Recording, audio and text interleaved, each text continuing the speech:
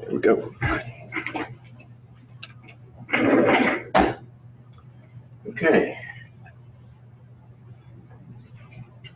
So chapter 3, start off with stoichiometry. That's a fancy word. It just means keep track, count your quantities. So in a chemical reaction, when things are happening, there's a way to budget what's happening. And if you have a balanced equation that we're going to learn how to write, you have a balanced equation that describes the reaction, then you're able, through that balanced equation, to determine quantities that go into a reaction, and then if you know those, what should come out on the other end as products. So that's basically stoichiometry. Quantities of the materials consumed and produced during a chemical reaction. So this type of thing is not just important to chemists in general, but it's vitally important to chemical engineers, because knowing what goes in and what comes out is money. So we have to devise a way to count. The problem is we can't see what we're counting. It's just too small. So we need another way to count. And the way that's devised is a process called counting by weighing. And when we say counting by weighing, that is, you need to know, have a relative idea of how many of the atoms or molecules are contained within a certain mass. So it's basically another conversion factor. One of the assumptions you have to make is that all of the objects that you're counting, whether they're atoms or molecules or for illustration purposes, pencils, you have to assume that they are all identical. Now, that's not always the case, but it's one of those things that you have to assume in order to make the thing work.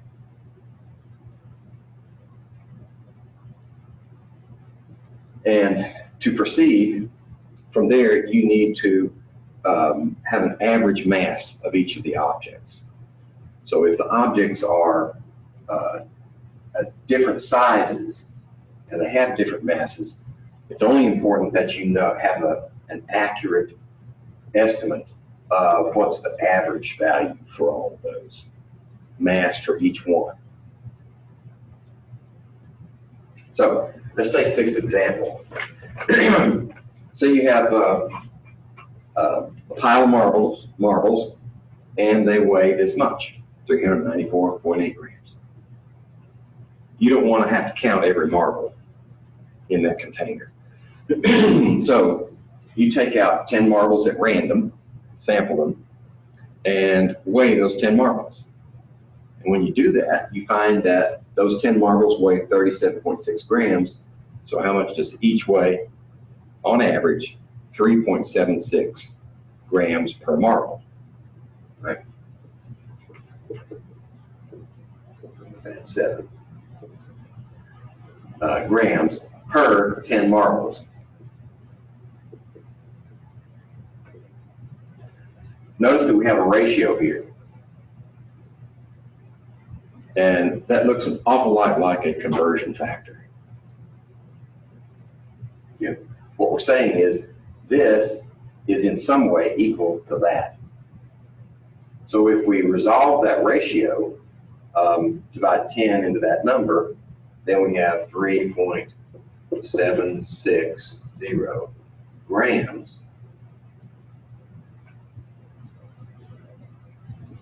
per marble.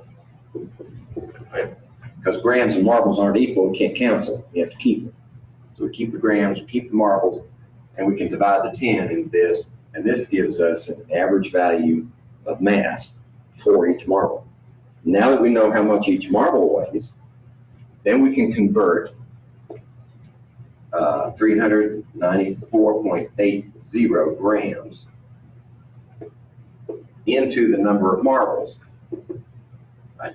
But we need to cancel grams, right? So grams has to go on the bottom because this is in the numerator. And marbles goes on top. And we know it needs to be on top because our answer needs to be in numbers of marbles. So the grams cancel, and we need this value for the number of grams per marble. So divide this into that, and you get the number of marbles. Okay, so we come out to 105 marbles. And we have effectively counted the number of marbles by weighing them.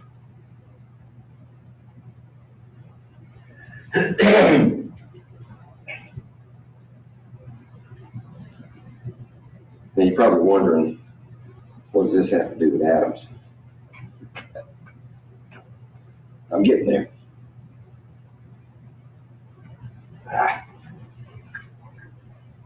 Take control. Okay.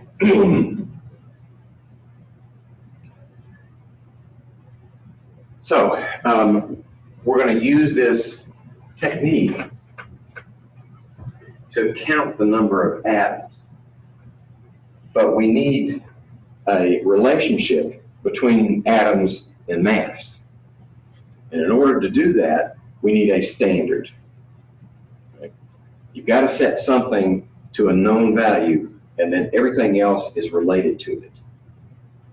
And in the case of atoms, the standard is carbon-12.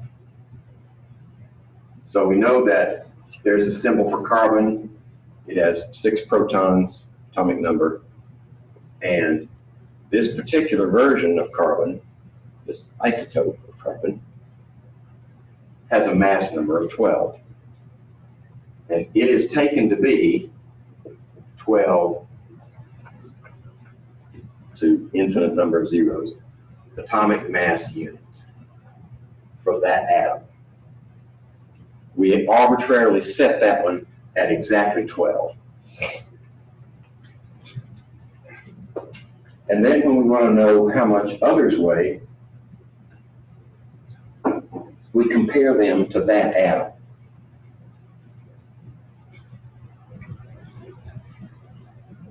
Sometimes instead of A and U, I just use a U.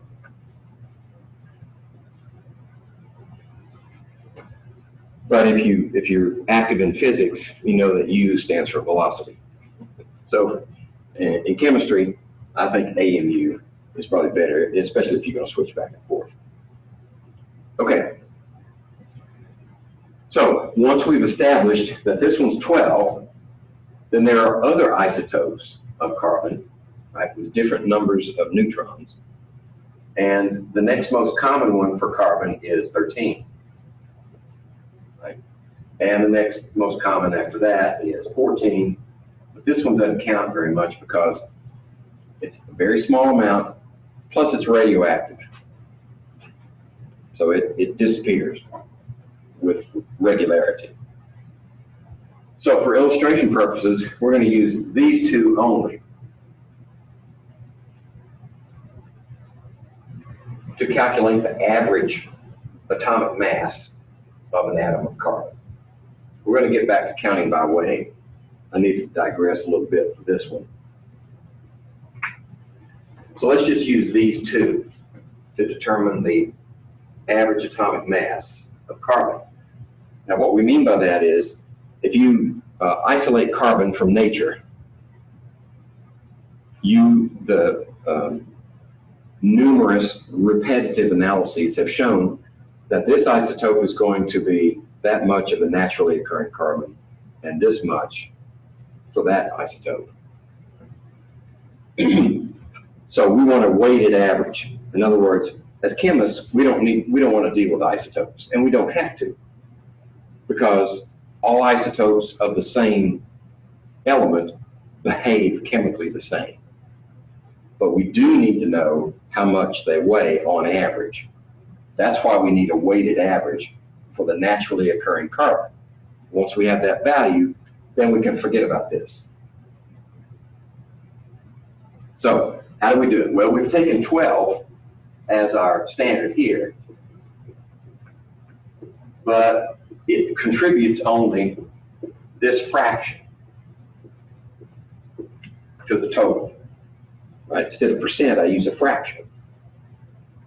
So that fraction of this contributes a certain amount, and for this one, it only contributes this much. Okay? So what I need to do is pull up my calculator and say, so the contribution from this one is going to be something less than 12. And it's 11.867 atomic mass units, right? And the contribution from that isotope is going to be 0.144.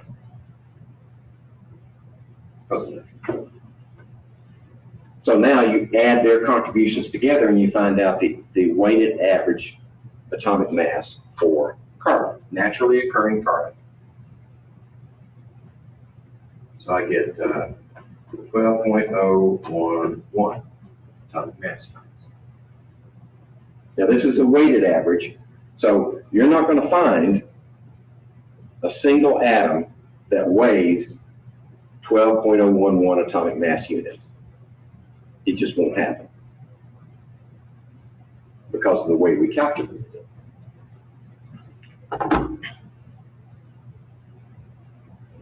Okay? There we go. So rounded off to 2 places, 12.01.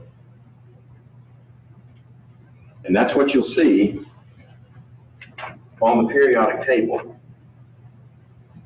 If you look up the mass value in the periodic table, here, it's 12.0111. I took it out of another decimal place.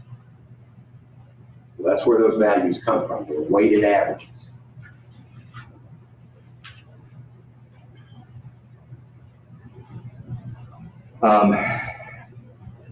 So how do they do it? Well, we won't go into a lot of detail, but this is a mass spectrometer. And what it does, these isotopes are chemically alike, but they do have different masses.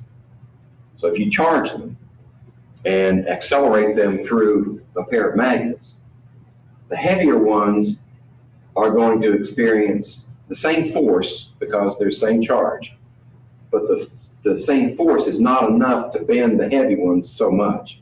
So the heavy one's going to end out here, and the light ones are going to bend more. They're going to get here. And you can detect them, you can count them with modern electronics are fast enough.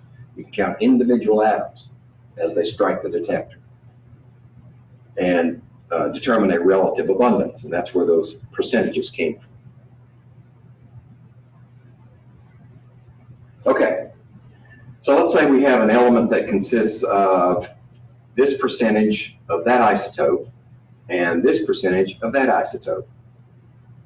Now remember, these atomic mass units are going to be different than 12 because 12 is our standard.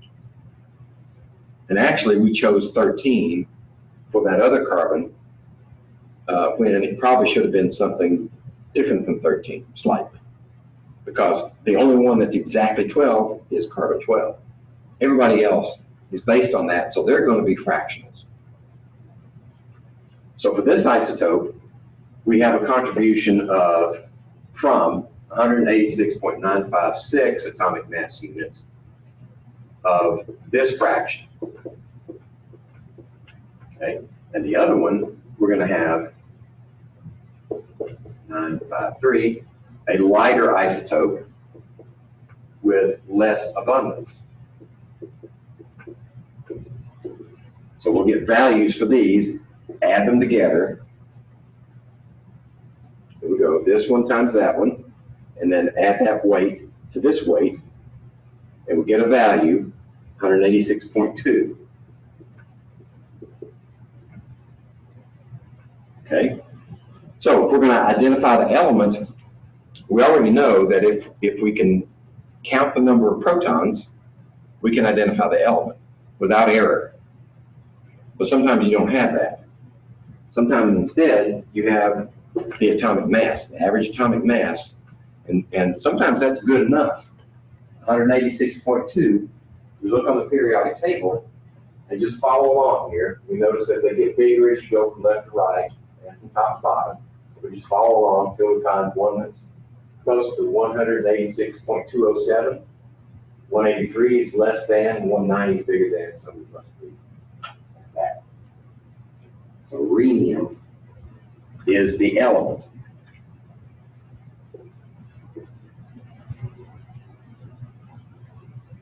Okay?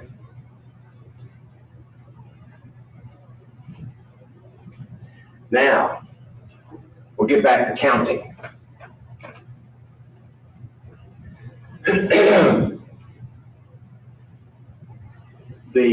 This is a unit of measure, the mole. It's a huge number. 6.022 times 10 to the 23rd of anything is a mole. Could be atoms, could be ions, could be molecules, could be chickens. Doesn't matter. It's still a mole. Okay? That's a mole of anything. It's also called Avogadro's number. And it's defined as the number of carbon atoms of the carbon-12 isotope.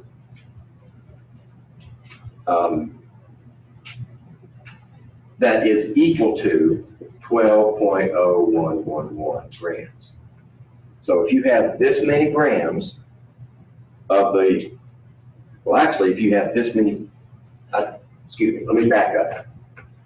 For the carbon-12 isotope, if you have 12 grams, you have 1 mole.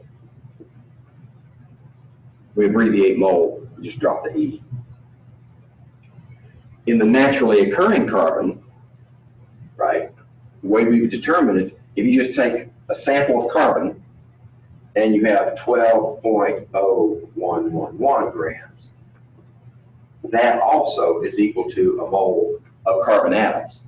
But this mole will be a mixture of isotopes, whereas this one, by definition, is only that isotope. Okay? So, I've danced around that barn several times, and all I really need to say is that when you see this value for each one of these elements, that value is the mass of 1 mole of that element. So if you have 6.022 times 10 to the 23rd atoms of an element, then the mass that's up there in the corner is grams of that mole. Right? It's going to be different for each element because each atom of each element has a different mass. So what we can do is we can count by weighing. In other words, if I want 1 mole of chlorine, I just need to be sure I can weigh out 35.45 grams of chlorine.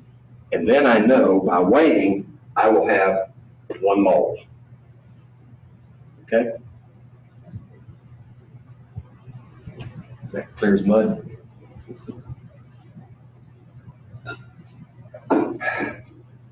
So what we're trying to do now is count by weighing. We can't count individual atoms and conduct any reasonable amount of chemistry. And not everybody has a mass spectrometer, so we can't count that way. So we count by weighing. So what we've actually done is established a conversion factor for each element. Because if 1 mole of an element is equal to its atomic weight, then all we need is the value for that atomic weight in here in grams, and now we have a conversion factor. But it'll be different for each element. For carbon, it'll be that.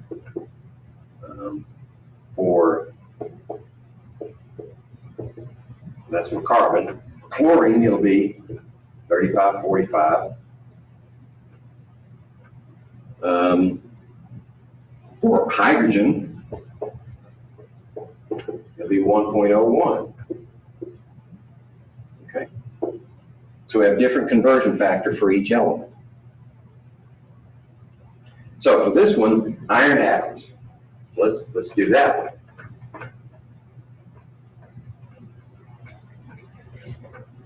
First of all, okay, hold that thought.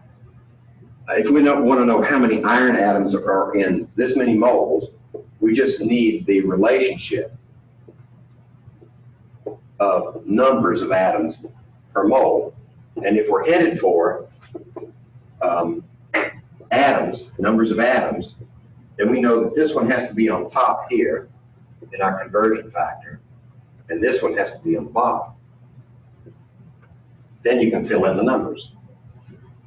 So this relationship here will tell us how many atoms we have in that many moles. Okay? 2.7 times 10 to the 24th iron atoms.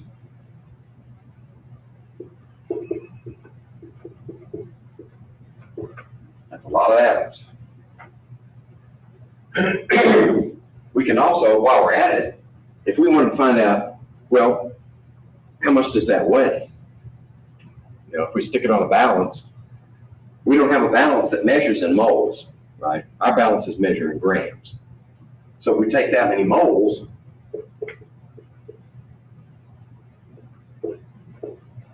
and convert it to grams, what we need is moles in the bottom, grams in the top. That'll give us so many grams.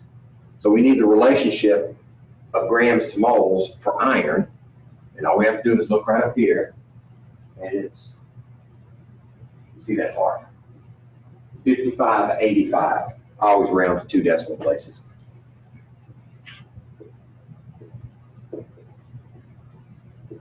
Like that.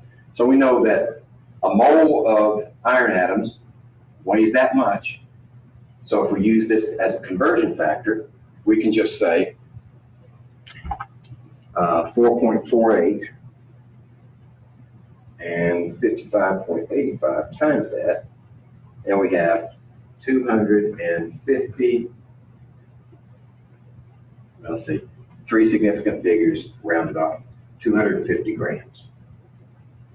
So that's, if we weigh out 250 grams of pure iron, we will have exactly 4.48 moles of iron atoms, or 2.7 times 10 to the 24th atoms of iron.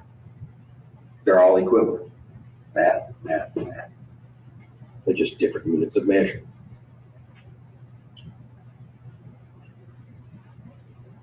All right.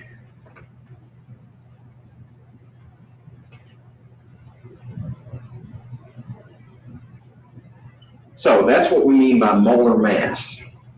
Molar mass is the mass that is occupied by a mole of a given element. In the case of nitrogen, if we have 14.01 grams of nitrogen, we have 1 mole.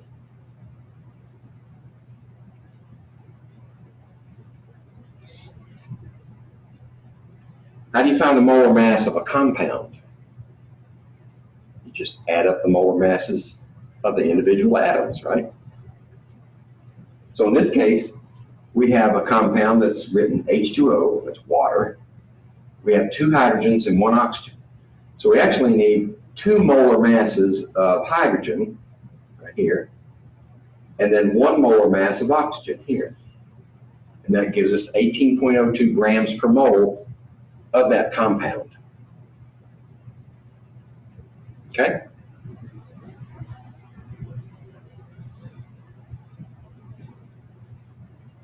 If you use the same method, all you have to do is be sure that you counted up the number of moles of each element in the compound.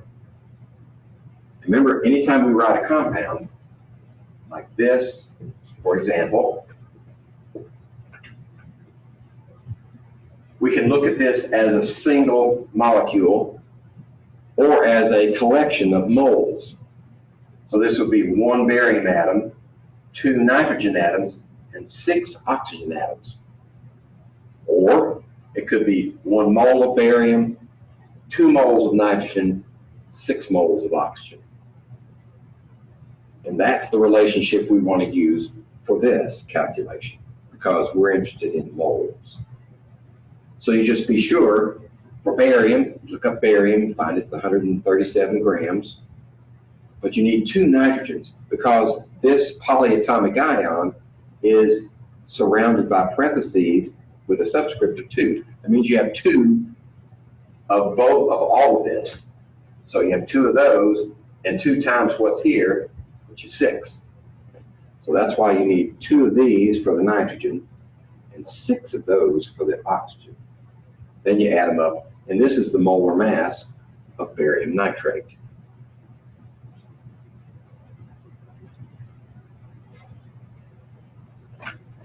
Okay, this is kind of a trick question. Which of the following is closest to the average mass of 1 atom of copper? we know that individual atoms don't weigh on the order of grams, do they? Right. So really, that's a stupid question. This is the only one it could be. It has to be a really, really, really small number for individual atoms. But we could calculate it. Right? You say 1 atom of copper. Right? We start off with 1 atom of copper. Right? And then we say, okay, we want to know how much that weighs in grams. Right? So how many atoms are there in a mole? 6.022 times 10 to the 23rd atoms per mole. That takes care of atoms. Now we have a molar mass that we can deal with. Mole grams. And that'll leave us with grams. So 1 mole of copper is what? You can see that part. 63.455. This one right here. 63.55. Okay, so we got the atoms canceled, we got the moles canceled, leaves us with grams. So now it's just math. So we take numerator, this one, divided by that one, and that gives us this value right here. Okay.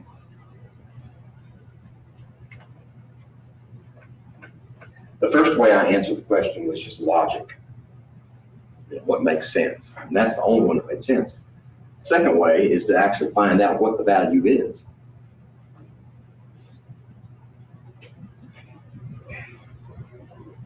Okay. Calculate the number of copper atoms in 63.55 grams sample of copper. You don't need to calculate it. If you look on the periodic table, this is the molar mass of copper, which means that mass is equal to 1 mole of copper atoms. 1 mole is 6.022 times 10 to the 23rd. So that's just logic. That's how many atoms you have in that gram. Okay. Now here's a concept for you. Say we have these 3 different elements, magnesium, zinc, and silver. And we have a 100-gram sample of each one. So we have the same mass of each one. Which one is going to have the greatest number of atoms? Okay, if you have each one has a different mass per atom, right? So if you've got to have the same mass in the end, it takes more of the lighter one, doesn't it, to make the same mass. So we just need to look for the lightest one. And we just look up here and say, okay, let's see, there's zinc, there's silver, so that's the heaviest one, it's down here, zinc. Then we come back over here, ooh, gotta go back over there. It's gotta be magnesium. Magnesium is farthest to the left and up. So magnesium would have the greatest number of atoms of all these if they're equal sample sizes. We just chose 100 grams, it doesn't matter. For the same mass, magnesium will always be the highest number of atoms.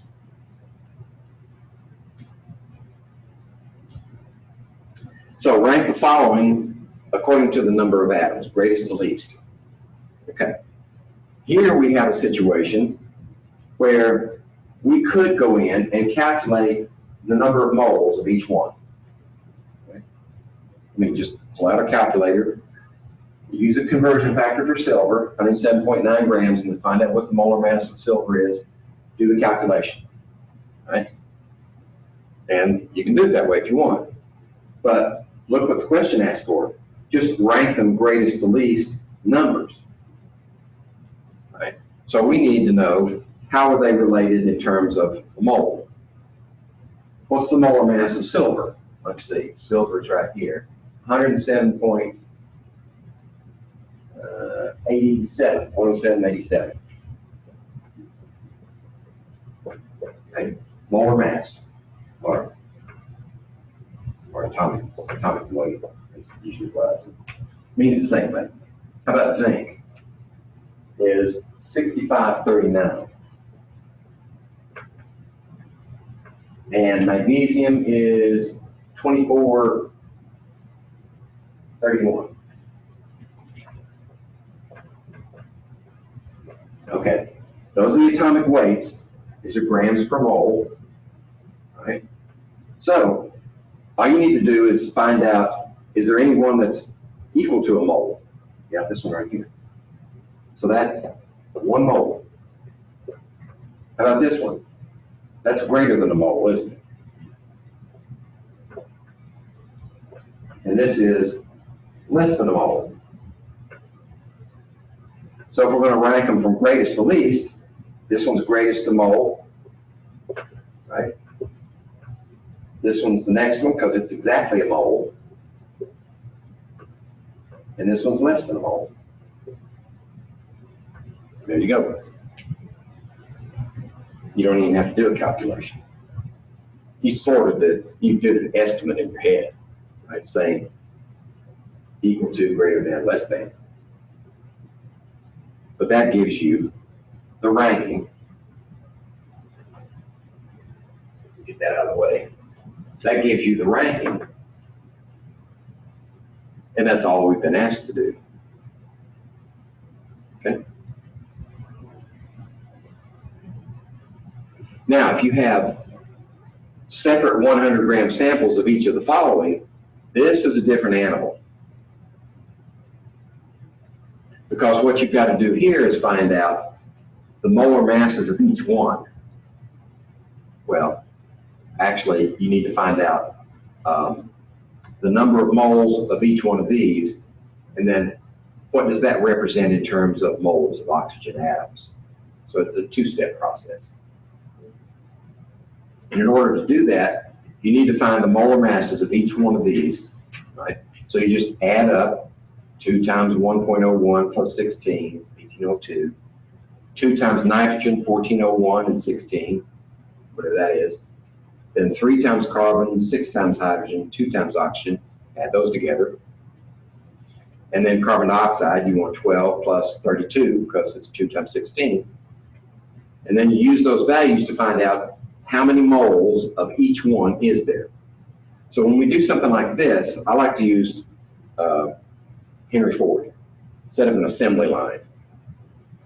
So if you're going to have water, N2O, C3H6O2, and CO2, then you do the molar mass of each one, And this is 28 plus, right, 28 plus 16. You already done that one. Well, actually, 2802. And then 16. So this is 4402. And then 12.01, 3, and then 6.06, and then 32. So this one's 7409. And then carbon dioxide, which is 12.01 for carbon, and 32 for oxygen, because it's 2 times 16, it's 4401. All right. So now we have the molar mass, grams per mole for each one. And then we have, well, actually, that's not going to work. We have 100 grams of each one. So if we have 100 grams,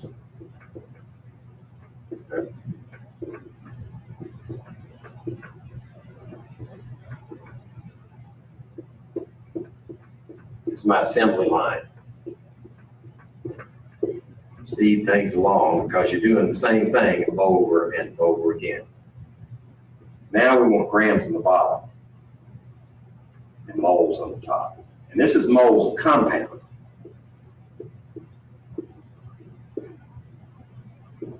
Okay. So we just need that,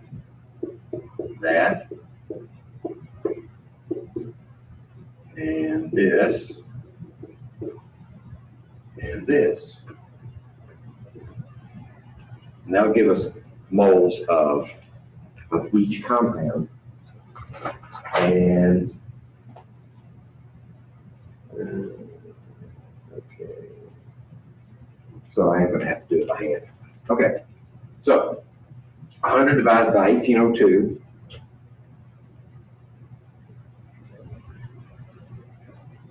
is 5.55 moles of compound, and 100 divided by 44.02 is 2.27, and 100 divided by 7409 is 1.35, and 100 divided by 44.01 is 2.27. Now this is for the compound. It asks us for the number of oxygen. So for each mole of hydrogen, how many oxygens do you have? 1 mole, right? So this one's good the way it is. This one is 1 mole of oxygen per mole of compound.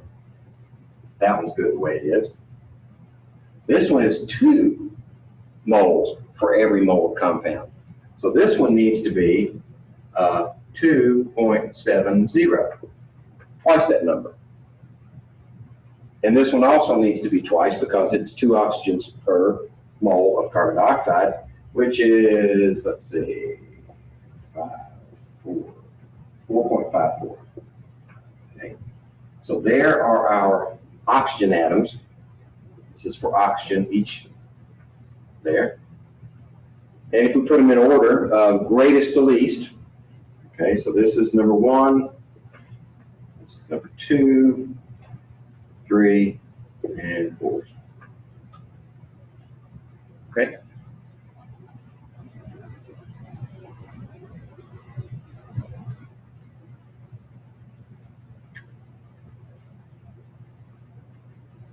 Questions?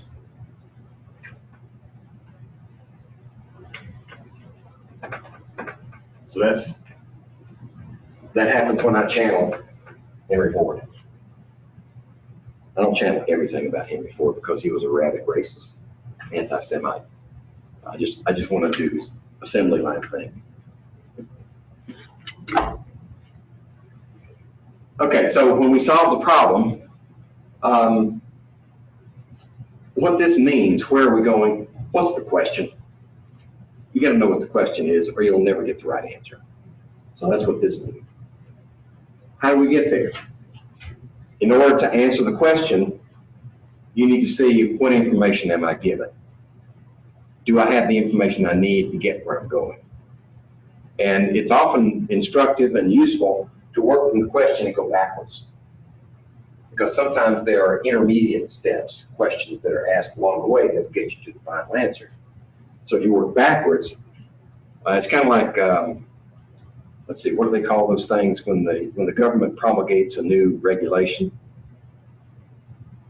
I forget what they're called, but they put them out for review, right, to see if in comment period on new regulations.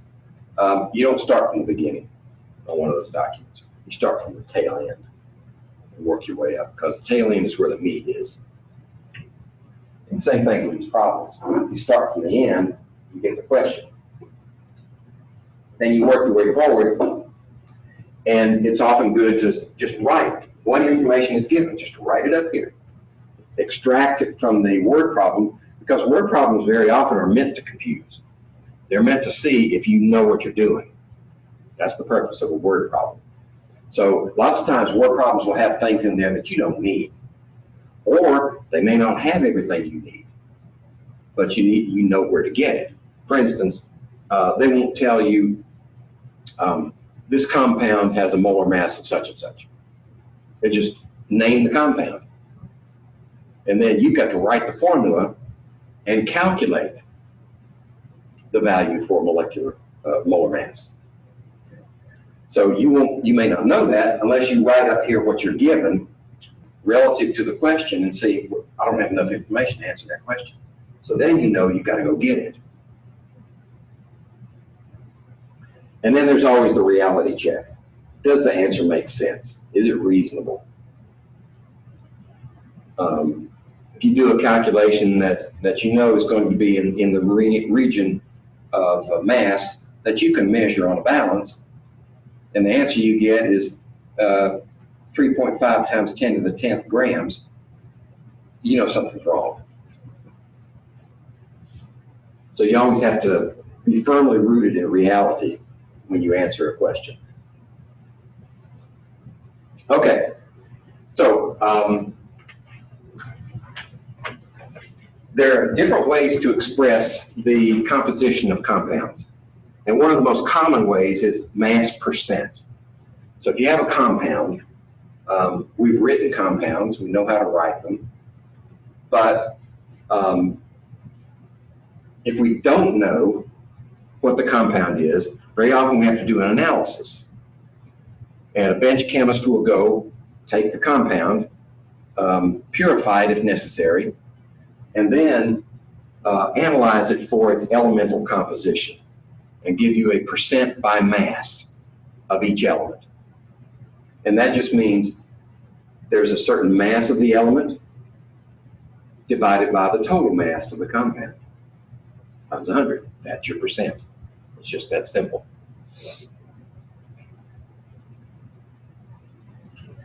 If you already know the formula for the compound, you can calculate the percent of each element in the compound.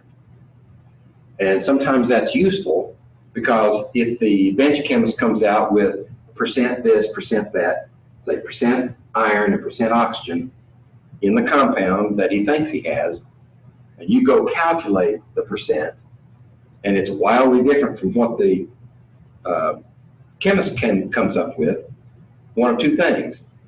Either the chemist is incompetent, or you don't have the same compounds that you thought you had.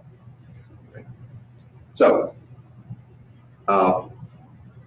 we can't go to the bench and do an analysis to give you this, but we can do this one on the board. So what we need is just 2 times whatever iron is. Right? I'm going to have to get a periodic table closer to my eyeballs. Yeah, we'll use this one. I'll just open up the back page. I can't see that far. There we go. Iron is 5585.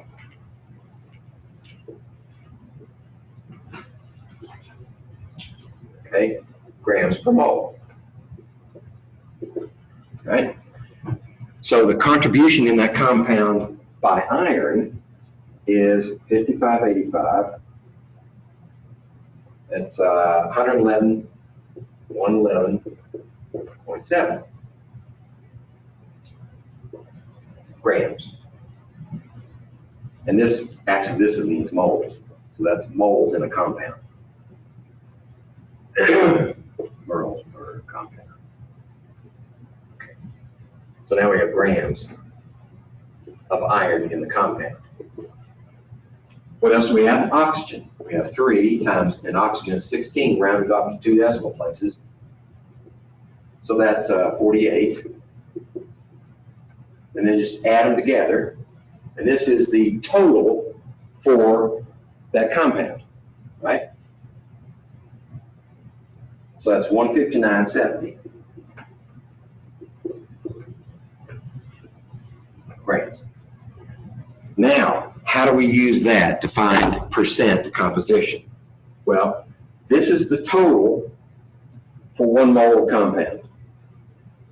This is how much iron is represented by that. So you just take the ratio,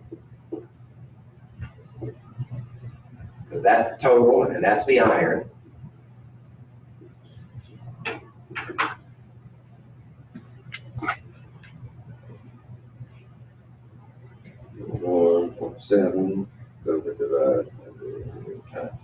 So I get 69.9% iron. Okay? Now we can do the same calculation for oxygen, but if we do our calculations correctly, maybe I better do it that way.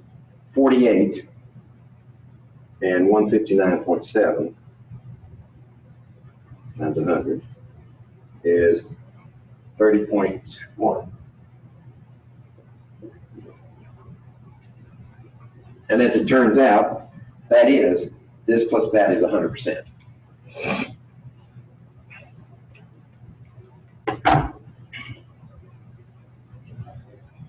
So we would expect if a bench chemist took what we thought was this compound and did an analysis, they would come back with an answer that was close to this, like 70% iron, 30% oxygen. If that were the case, then yeah, we agree, you've got that compound.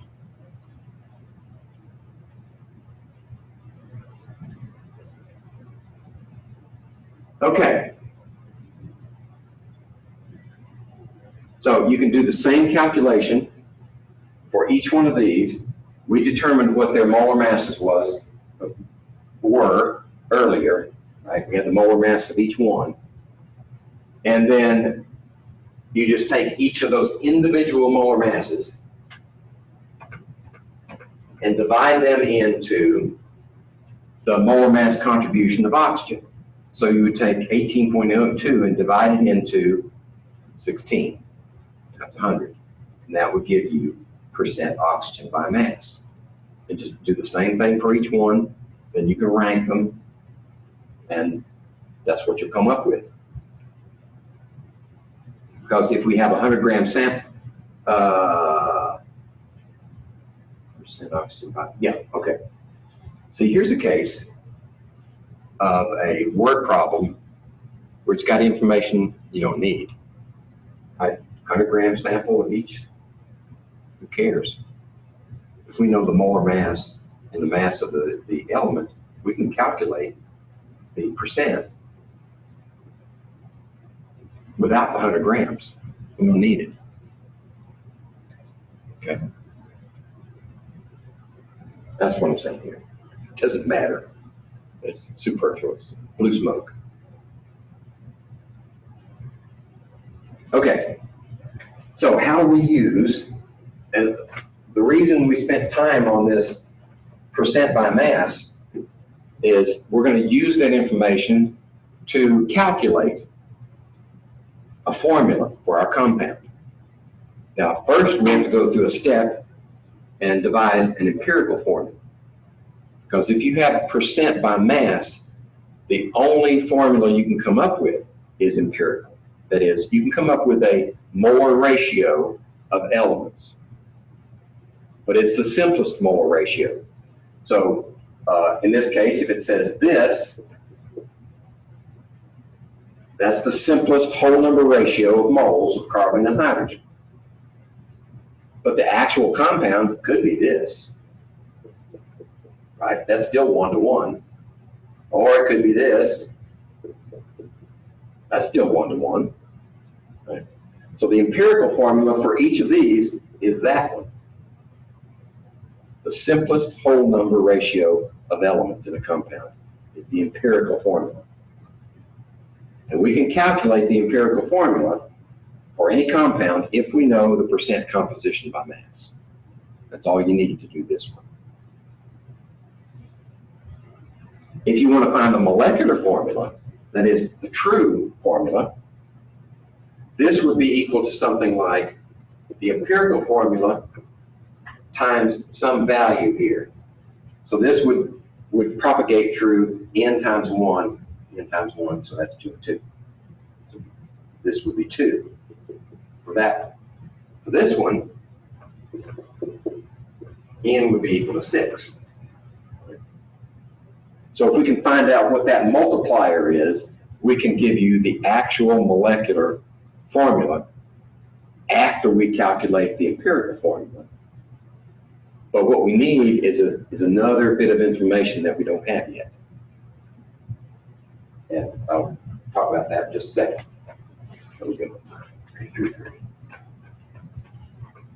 Okay. So this is just an example of how carbohydrates are analyzed. You have a sample here. And if you know that the only thing in that sample is carbon, hydrogen, oxygen, then you can use this method. And your sample's in here, you're going to combust it, right? You heat it up with oxygen going through here. So you can't measure oxygen on this side because it's just too much of it. And most of it didn't come from your sample, right? So we're going to do oxygen by difference, what's left over.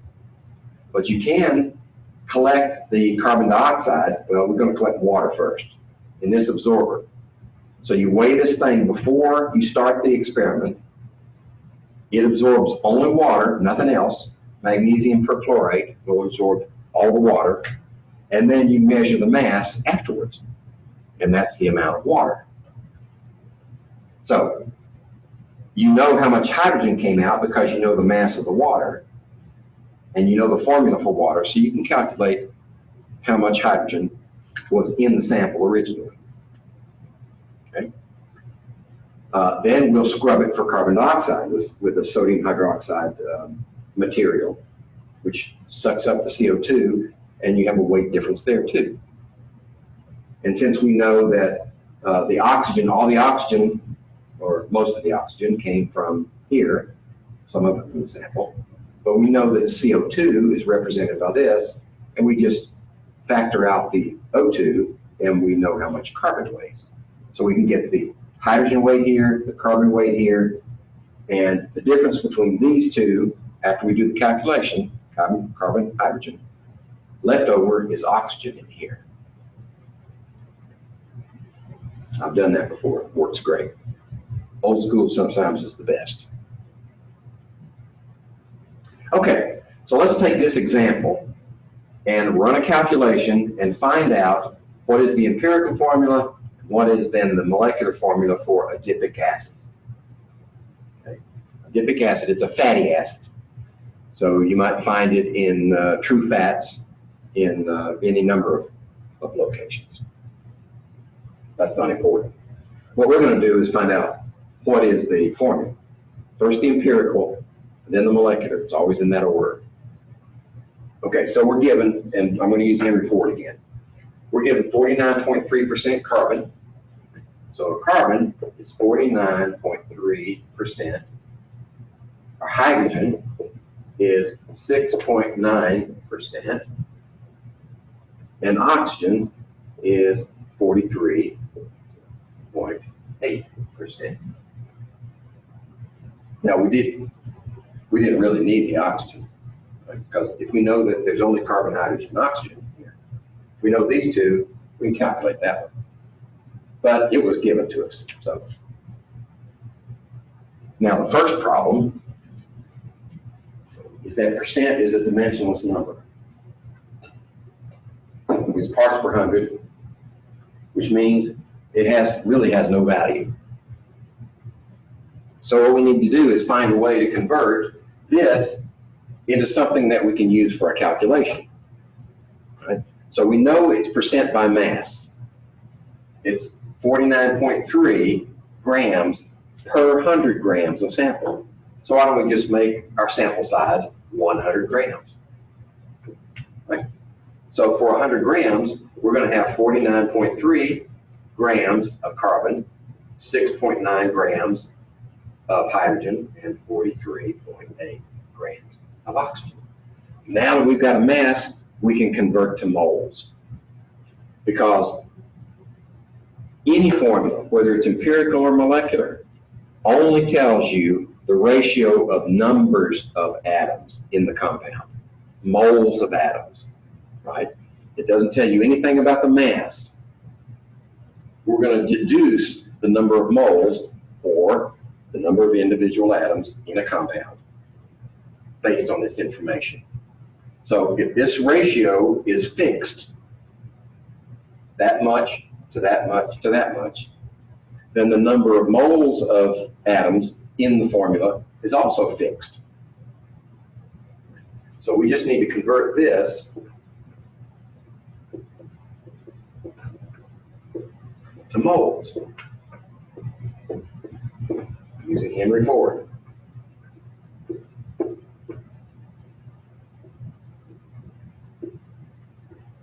Okay. Hydrogen is 1.01. Oxygen is 16. There we go. So just do a little quick calculation here. 49.3 divided by 12.01. So that's 4.105 moles. And this is 6.9 and 1.01 is 6.83. 2. And this one divided by 16, 43.8, is 2.38, 2.738. 8. Okay. So that's the molar ratio of elements in the compound. But we can't write a formula with fractions as subscripts. It has to be whole numbers. So how do we convert that to whole numbers? Well, the ratio is fixed, right? So if we divide through by the same number, we haven't changed it. The ratio is still the same. So the easiest way to get through this is to take the smallest number in the list and divide everything through by it. So we'll take this one.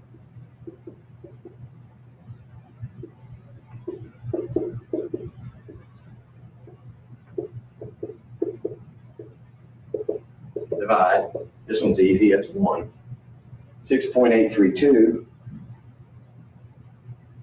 And divide it by 2.738 is about 2.5.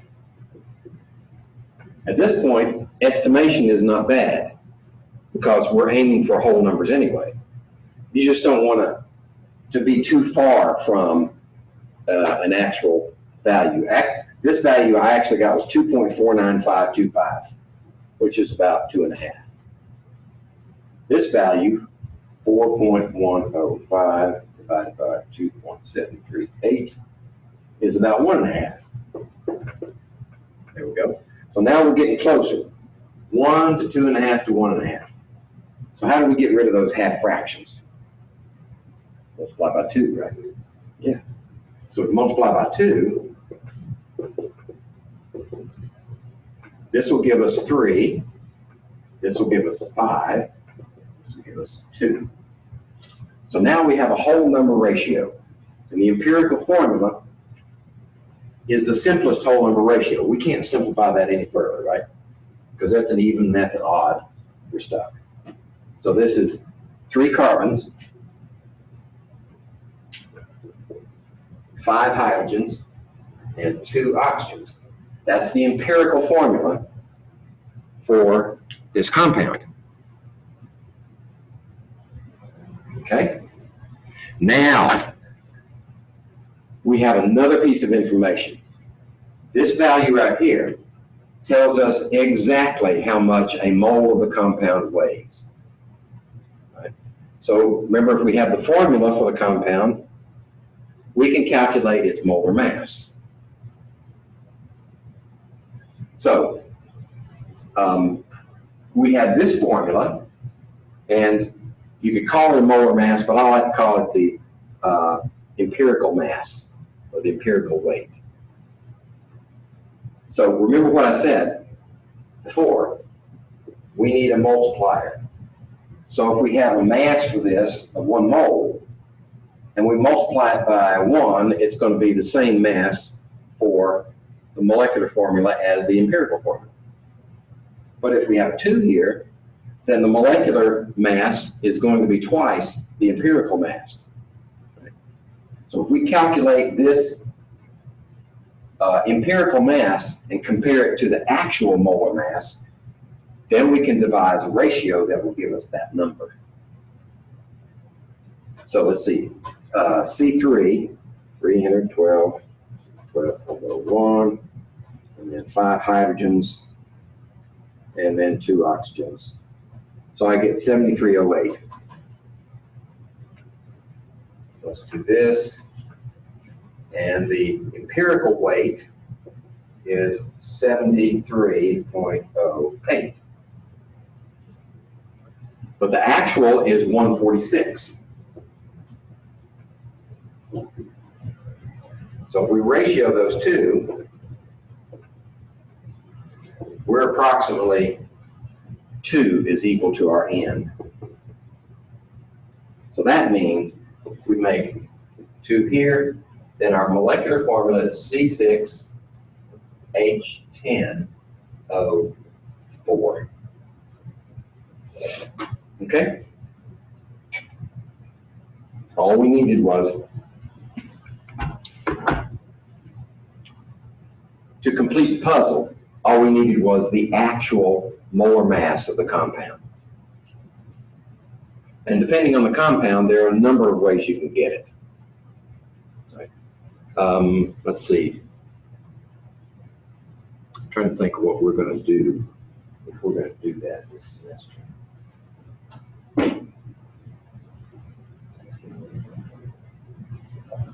Let's look here. I don't think we get to it.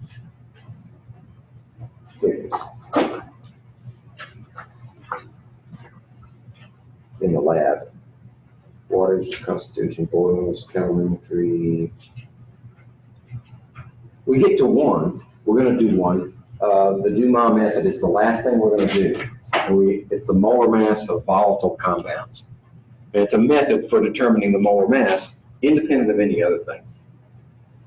So these 2 pieces of information here, the percent composition and the actual molar mass, come together from different analytical directions. But you need both of them to get the final answer. Okay?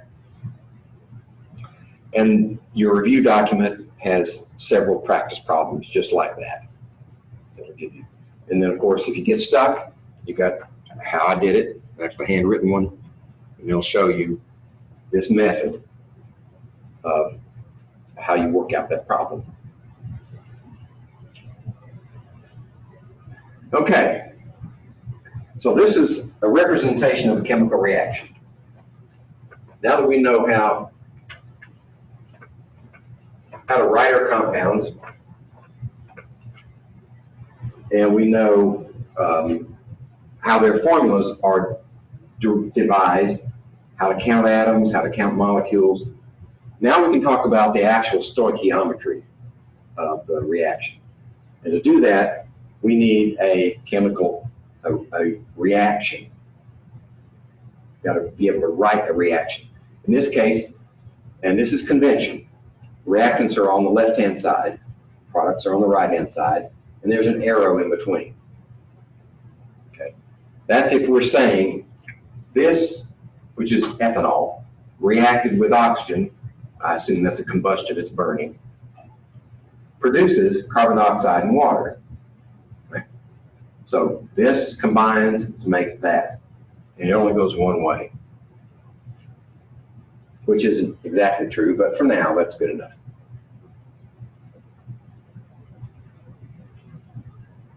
Notice also that we have to have the correct formula for each of the elements and compounds, right? That's ethanol. This is gaseous oxygen. Remember, that's one of those elements that occurs at room temperature and pressure is diatomic, right? And that would be hydrogen, nitrogen, oxygen, fluorine, chlorine, bromine, and iodine. All of those are diatomic. Okay, so if a word problem says such and such reacts with oxygen in the air, you know that to write the correct reaction, you've got to write O2. If you don't, it will not balance. It just won't work. So that's why I want you to memorize those. Now, the other thing that you'll notice, besides the correctly written compounds, is these numbers in front called coefficients. If there's no number in front, it's understood to be 1, right? If you got the formula there, you got to have at least one of them. So you have one of these, 3 of those, 2 of these, and this coefficient propagates through the entire thing. It means 2 of that entire compound, or 3 of this entire water molecule, or 3 of this diatomic oxygen. So that means you actually have 6 oxygen atoms here. You have 2 carbon atoms and 4 oxygen atoms. And here you have 6 hydrogen atoms and 3 oxygen atoms. Okay? And if it's balanced properly, you will have the same number of carbons on this side as you do on that side. So you have 2 carbons here, 2 there. You'll have the same number of hydrogens. You have 5, 6 here, 6 here. You have oxygens. 1 plus 6 is 7, and 4 plus 3 is 7. So that means it's balanced.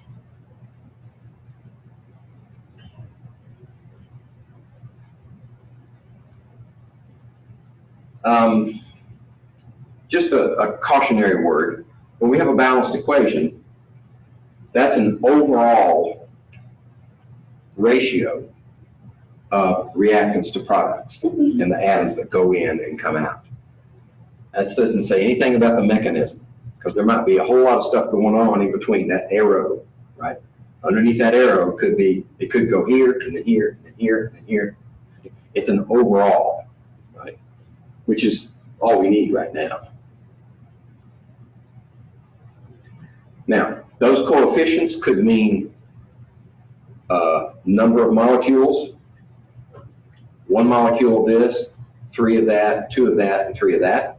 Or it could be 1 mole of that, plus 3 moles of that, yields 2 moles of that, 3 moles of that. The ratios are still the same because they're numbers of things. 2 ways to interpret it. So how do we balance an equation? Well, it's useful to, well, you need to be told what the reaction is. Most of the time, you will have to be told what the reactants are, what the products are. There are a couple of cases where you can deduce from the reactants what the products will be. But I'll point those out as we come to them. But most of the time, you're actually told. And you write the elements and compounds up here in their proper position, reactants, products, and you make sure that their formulas are correct. Okay? They have to be written correctly. Otherwise, you're dead in the water. Then the book is going to tell you to balance the equation by inspection. And I always thought that was comical. So it doesn't tell you what to do. It just says by inspection. You know what you need to come out with, right? Equal numbers of atoms on either side. of each element. But it doesn't give you any instruction as to how to do that. So that's why I've included that handout. Hints. Yeah, that one. That doesn't give you a step-by-step, but it gives you sort of a guide as to what's the most efficient way to do it. So we're gonna look at, well, these are those helpful hints, and I'm not gonna labor those. What we're gonna do is do some examples, right? So here's an example. This is pretty complex, right? It looks complex. But we know that we have this compound, ammonium phosphate. How do we know that that's written correctly? Because ammonium is a polyatomic ion and it has a +1 charge. Phosphate is a polyatomic ion. It has a 3- charge. So since these are polyatomics, they behave as single units, right? So if this is 3- and that's 1+, you need 3 of these to balance that 3-. So 3 times 1+ balances 3 minuses. That's why it's written correctly, right? Then the next one, calcium chloride. How do we know that one's written correctly? Well, look where calcium comes from. All of these are 2+ charge, right? 2+ charge. Chlorine is a halogen. It's always -1. So 2 of these balances 1 of those. Okay. How about calcium phosphate? Similar logic. 3-, 2+, most efficient way, cross multiply. 3 here, 2 there. Okay. And you can check it, see if it's right. And then we have ammonium chloride. So we got another polyatomic. This is a +1, that's a -1, we're done. Okay. So we've written our compounds correctly. And you don't have to have the charges here to do the rest of it. As long as you've written them correctly, you can do away with the charges. Like that. Now, what do we do next? You need an inventory. You need to know how much of each part is there to start with. Okay? Now, one of those tricks that I mentioned in the handout, one of those hints, is that if you have a polyatomic on this side and the polyatomic shows up over here, unchanged, you can treat it as a single unit. That saves you a lot of individual atom balancing. Okay?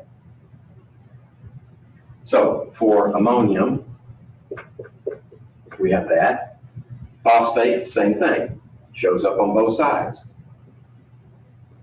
I'm not going to put the charges in there. They're not necessary for doing this part. Then we have calcium.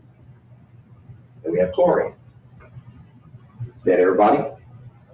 Yep, they're all accounted for. Now, on this side, we're going to put numbers for how many there are to start with. 3 ammonias, phosphates, 1, 1 calcium, and 2 chlorines. Okay. On this side, we have 1 ammonium, we have 2 phosphates, we have 3 calciums, and we have 1 chlorine. So there's your beginning inventory. If you want to be sure that you've not missed anybody, you could say, all right, 3 + 1 is 4, 5, 6, 7. 3, 4, 5, 6, 7. So we counted all of them. We do the same thing for that side. But the total here is not going to be the total there, unless you're just lucky and it balances when you write it. But what we want to do is make this number equal to that number, that one equal to that, that one equal to that, and that one equal to that somehow. An immutable rule. Once you've written the compound, you don't mess with the subscripts. They are chiseled in stone. The only way you can balance an equation is with coefficients. I'm going to have to make a little room right in here.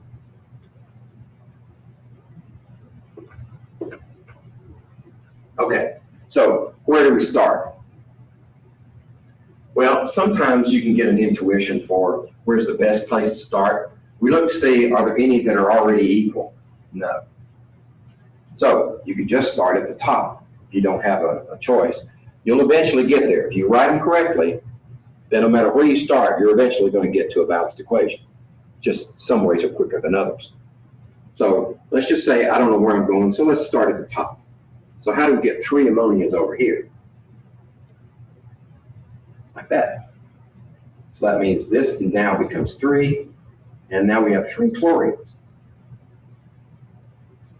Okay? Oh, by the way, we don't have any in this equation, but if you have any single elements anywhere in the equation, standing alone, save those to last. Don't touch them in the beginning. Why? Because when you put a coefficient in front of the element, it only changes that element. It doesn't change anything else in the equation. You put a coefficient in front of a compound, you're changing a bunch of stuff. Right? So that's one of the tricks. Save your elements for last.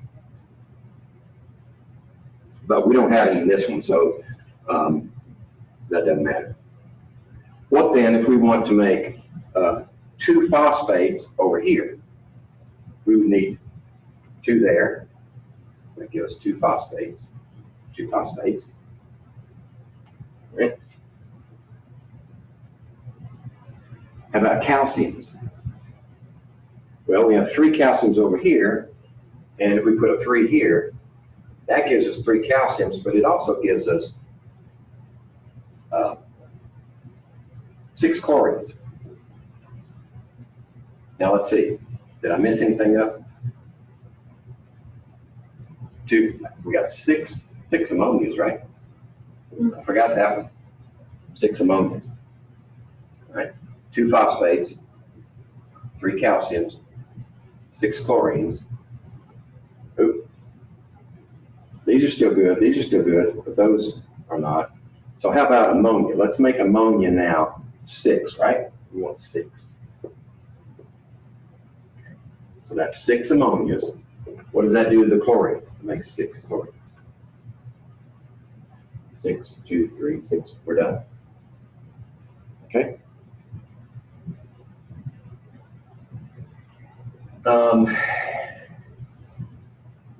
The only other trick that I wasn't able to show you this one is the fractional coefficients.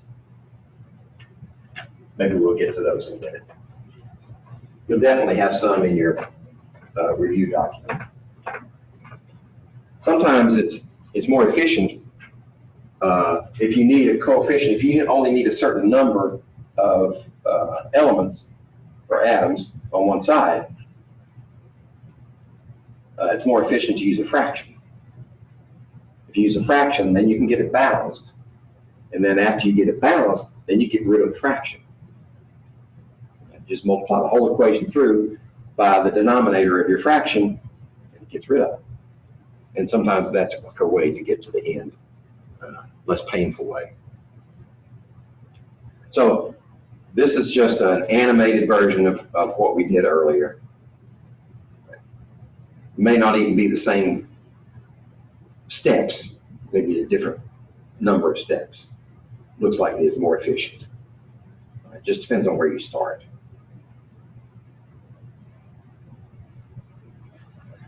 Now, which one of these are written correctly? Well, the convention is the simplest whole number ratio. So if you've got something, more than one might be correct, technically speaking, but if this one is correct, then we divide through by 2 and we get 2, 5, 2, and 1. 2, 5, 2, and 1. So Roman numeral 2 is probably a better choice. You want the simplest whole number ratio. Later on, we may run into situations where we need fractional coefficients, but those are special cases, and we're not going to labor that right now. So the rule for now is the simplest whole number ratio of coefficients is the best. So regardless of what you end up with here, once you get it balanced, inspect it to see if you can reduce those numbers. by dividing through or multiplying through by some constant. Right? Those are technically correct. But the best is the simplest whole number ratio. Okay. Yeah, underline this one. Don't mess with the subscripts. Unless you wrote the compound wrong. If you start trying to balance an equation and you sit there for 30 minutes and it won't balance, go back and look at your compounds and see if you wrote them correctly. If you didn't write them correctly, then I bet it will balance pretty quick after that. So how do we do stoichiometric calculations? Well, stoichiometry relates masses. Mass of something going in, mass coming out. But that doesn't mean we can't use our balanced equation to do that stoichiometry. It's just that we have to devise a way of predictable, regular methods for taking mass in and getting mass out. What you have to realize is when you have a balanced equation, you're not talking about masses, not really. For the balanced equation, you're talking about moles. Moles, moles, moles, moles. So if you've got masses here, first thing you have to do is convert to moles before you can go anywhere in that equation. If you've got a reactant that's in mass, convert it to moles, then you can say the ratio of this moles to that moles is the coefficients. We'll do an example. All right. So let's say we have, this is a good one, P4. This one's already balanced for you, just to save us time. So P4 is a solid, and oxygen is our gas. And we react them together, and we get P2O5. Okay? It's 6.5 grams, and we're going to write stuff up here because we extracted from the word problem. 6.25 grams of phosphorus is burned. 6.25 grams of phosphorus is burned in oxygen, and we want to know how much oxygen is required, what mass of oxygen was needed to consume all of that phosphorus. Okay? So, this equation does not tell us mass-to-mass ratios. It tells us moles. So the first thing we need to know, how many moles does that represent? So we take 6.25 grams of P4. We need to know what's the molar mass of P4. Right. So you look here at phosphorus, it's 30.97. But we've got 4 of them in that unit. So we say 4 times is 123.88. 123.88. Right? So we divide that into 6.25, and we get 5.045 times 10 to the minus 2 moles. So that's how many moles of P4 is represented by that mass. Okay? So now that we have, and the ratio of this reactant to that reactant is 1 mole to 5 moles. So for every 1 mole of this, you need 5 moles of that. Right? So this is moles of P4. We're going to convert that to moles of oxygen. So moles of P4 is related to moles of oxygen by the coefficients. 1 mole of P4, 5 moles of oxygen.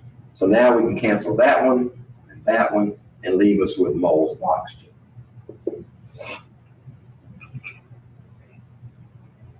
.523. 2.523 times, excuse me, times 10 to the minus 1 moles of oxygen. Okay? So now we know how many moles of oxygen was required to react with that many grams of P4. We just need to convert it back to grams, right? So we need another conversion factor. O2, moles of O2. 1 mole of O2 is how many grams? Well, as it turns out, it's 32. Because we have 2 times 16. 16 for each oxygen, 2 times that. So our molar mass for O2 is 32, which is 8.07. 8.07 grams of oxygen. That's what's required. 6.25 grams of P4 plus 8.07 grams of oxygen will consume all of the P4 and produce that. Okay?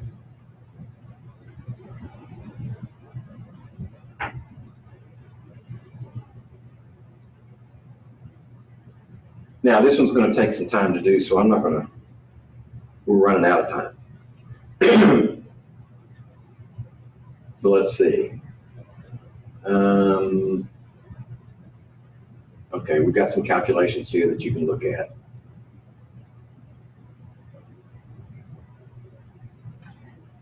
Anytime you have, here's the one way I like to do it. Imagine that your equation, once you balanced it, you've got a great wall here and a great wall here. You can't get over around that wall unless you have moles, no matter what this is. Later on, if we react gases and we say, all right, we have a gas at this pressure and this temperature and this volume, you can find out how many moles there is, right? Because we're going to do that with gases.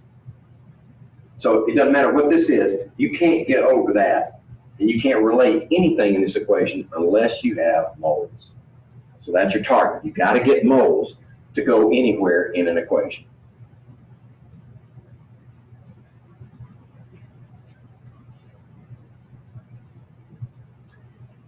Now, limiting reactants. When we discussed this reaction,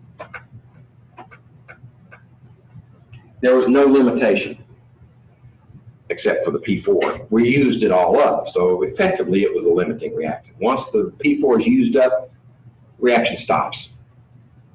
So the P4 was limiting and the O2 was excess because it was probably burned in the atmosphere and you got plenty of oxygen. So the deal is the limiting reactant is the one in a reaction that runs out first. Because when it runs out, the reaction stops. Can't go any farther. Okay. What we need to do is determine which one is the limiting reactant, and that will determine the stoichiometry of the reaction, because after it's gone, nothing happens. Right. There's a pictorial of nitrogen gas and hydrogen gas making ammonia. Right. If we have exactly the right number, one of these and three of those, 1 to 3, 1 to 3, same. That's called a stoichiometric mixture. You have exactly the amount needed to make this conversion complete, one side to the other. In the lab, in the factory, that never happens. It's a starting point. You always have a limiting reactant. But this is your starting point, a stoichiometric mixture you recognize as equal, exact molar ratios that will give you only product and use up all the reactants. That's a stoichiometric mixture. This one has a limiting reactant, right? So which one's the limiting reactant in this bunch?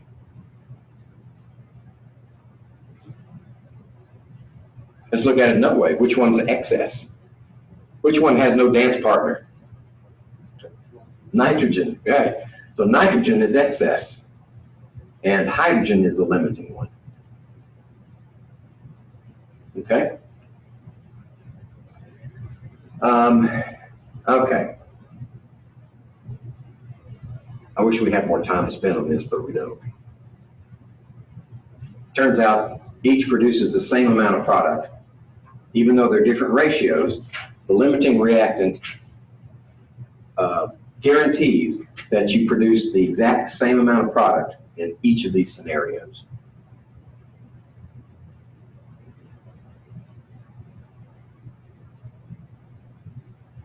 Okay.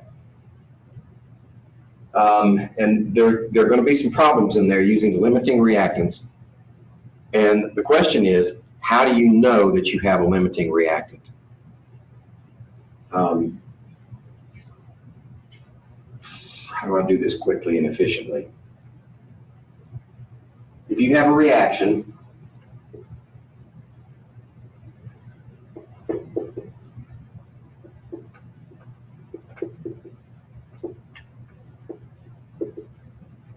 like that, nitrogen, hydrogen makes ammonia.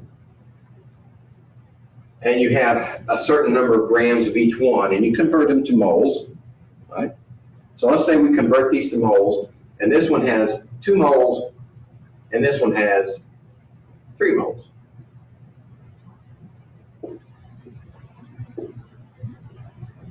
Okay? How do we know which one is limiting? The easiest way is to take this one and say, what if we convert all of that into this? How many moles will you get? Right? So if 2 moles of this is converted into this, right? Then we have 2 of these, 1 of those, we should get 4 moles of ammonia, if all of that is used up. What if we go instead with this and say 3 moles of hydrogen is converted to moles of ammonia? Okay? So hydrogen's down here, ammonia's up here, and we have 2 here. See, our conversion factor is composed of coefficients. So 2 here and 3 here. So that means we're only going to have 2, right? Because not only do we cancel that one, we cancel this one. So it's 2. Now, why did I do that? Because the one that runs out first is the one that produces the least amount of product. Right? And which one produces the least amount of product? Hydrogen. Hydrogen then is the limiting one.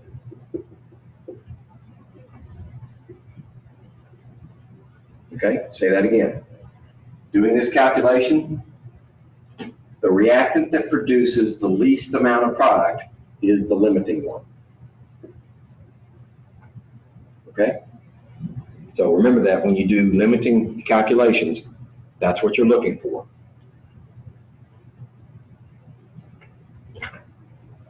Now, percent yield. What do we mean by that? Well, in any chemical reaction, you have this stoichiometric ratio. You may even have a limiting reactant. But just because you have the limiting reactant runs out doesn't mean that you're going to produce all of the product that you expect. There are other factors involved. You could lose some, you could spill some.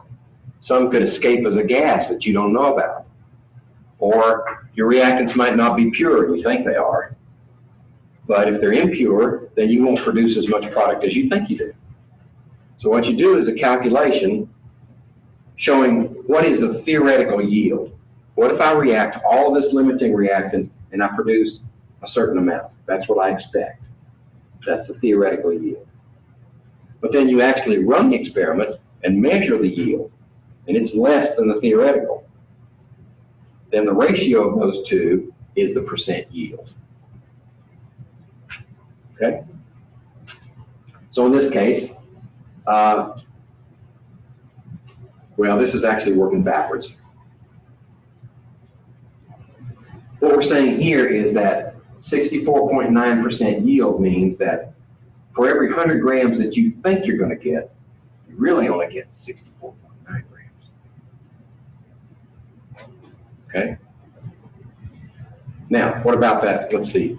How much more do we have to go in this chapter? Because I want to get on chapter 4 also.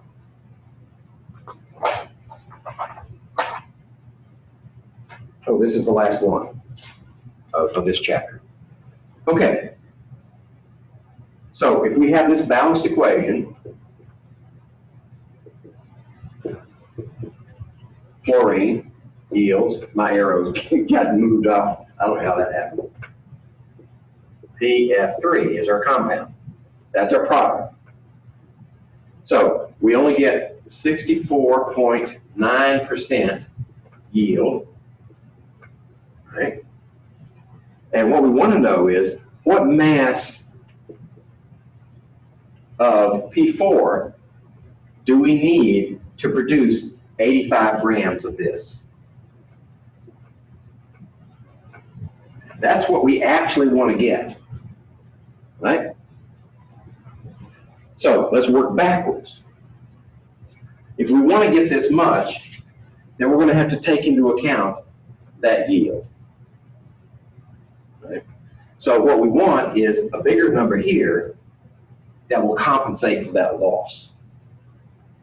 And here's how you calculate it.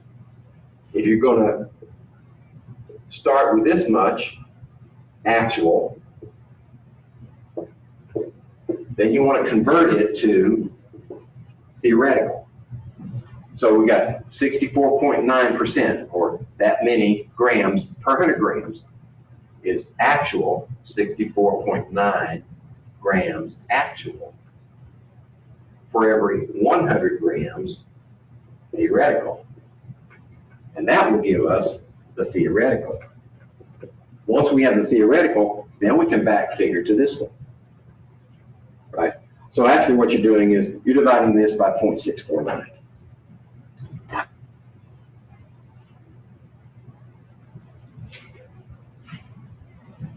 So that's 130.97.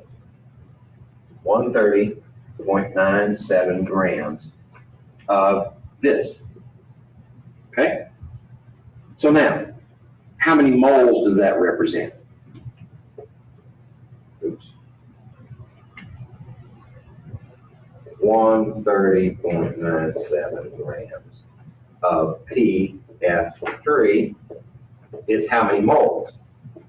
Well, we need molar mass for PF3. So phosphorus is 30.97, and fluorine, 3 times fluorine, is 19 times 3. So that's 87.97. Divide that into this value, and you get 1.49 moles of PF3. So now we need to convert that to moles of this one. What's the ratio? 4 to 1. So PF3 converted to P4, we have 1 here, 4 there. We just need to divide that by 4. And I get 0.372 moles of P4. Then we convert this back to grams. So what's the magic number?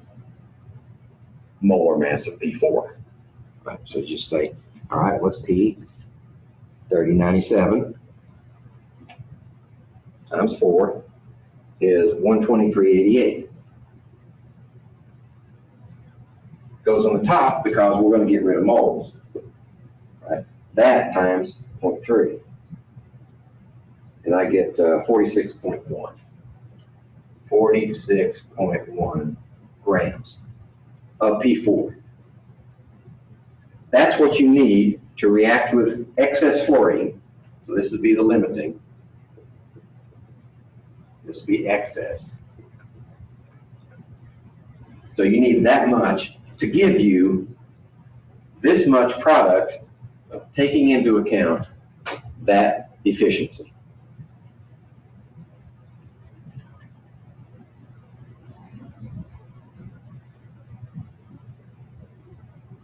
Here it is. Okay? That's the end of that chapter. Now, if we don't take too long for a break, I hope we can get through the next chapter. Before we run out of time, if we run out of time and you have to go ahead. What I'll do is just keep talking and complete the recording. And, sure. I gotta make sure somebody's home will let my brother. Okay. Let's close this one and open this one. Okay. Let's see.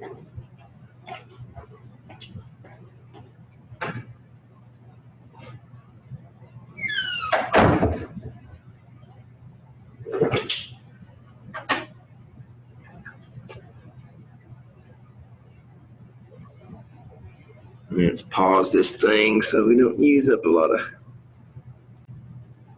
There we go. Okay. Chapter 4 is a continuation. We're going to divide it into basically two areas. One is recognizing different types of chemical reactions, sort of in an overview.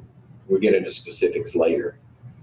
And then we're going to narrow down to solution stoichiometry. The types of reactions we looked at before were maybe, some of them weren't even specific as to what state they were in, whether they were solids, liquids, gases. Some of them were identified.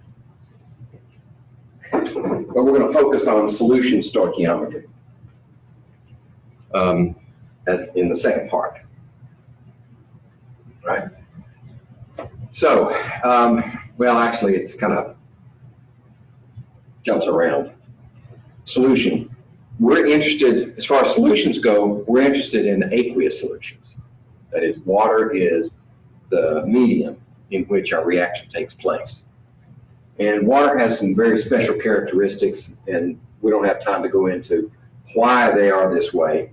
But the water molecule we know is H2O, so there's oxygen in the middle and two hydrogens. Well, the hydrogens are not opposite one another. And what you find is that the electron attractiveness of each atom is different. There's a fancy name for it, electronegativity. Oxygen is a very strong, has a very strong pull in electrons. So even though these bonds are covalent, that is, they're sharing electrons, the oxygen has a higher density of electrons around it than the hydrogens do. So that gives us this slight negative charge, and the hydrogens have a slight positive charge. It's not total charge, it's not like an ion, but it's just an imbalance in the distribution of electron density around the atoms. So if these hydrogens were vertical, in other words, they were opposite one another, that difference in charge would be canceled out because you'd have two positives on this end. But since it's bent, we get a net charge distribution, more on this side and more positive on this side. So that makes water a polar molecule. That is, it has polarity. It has negative side, positive side, kind of like a magnet, south pole, north pole. And that gives water the ability to dissolve lots of different substances. It does very well with other polar molecules. It doesn't do so well with nonpolars.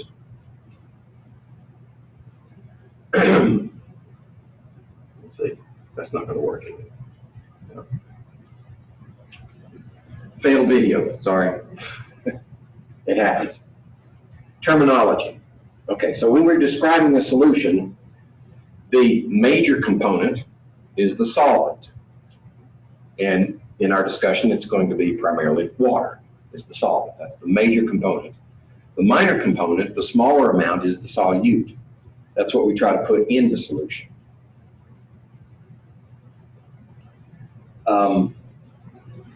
if it will go. And then there's another term that we are interested in. It's called an electrolyte. And this is operationally defined.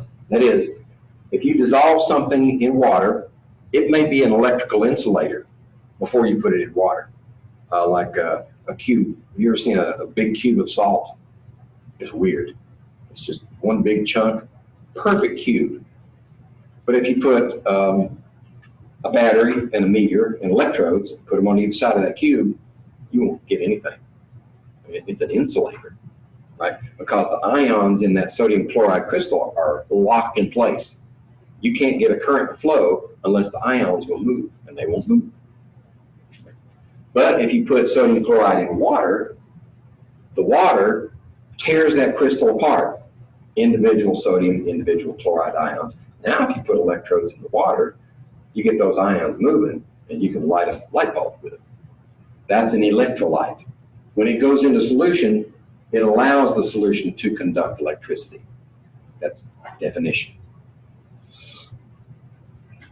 Now, if you get a very efficient transfer of charge or current through the electrolyte when it's in solution, you have a strong electrolyte. If you have a very weak transmission of current through the solution, you have a weak electrolyte. Okay? It's just qualitative differences. And then if you put something in solution, it goes into solution like sugar, right? Table sugar goes right into solution. In fact, you can put so much table sugar in there, eventually you got more sugar in it than you do water, but it's still going into solution. But you try to transfer a charge, a current, through sugar water, won't move because sugar does not ionize, right? So sugar is a non-electrolyte. It does not conduct electricity.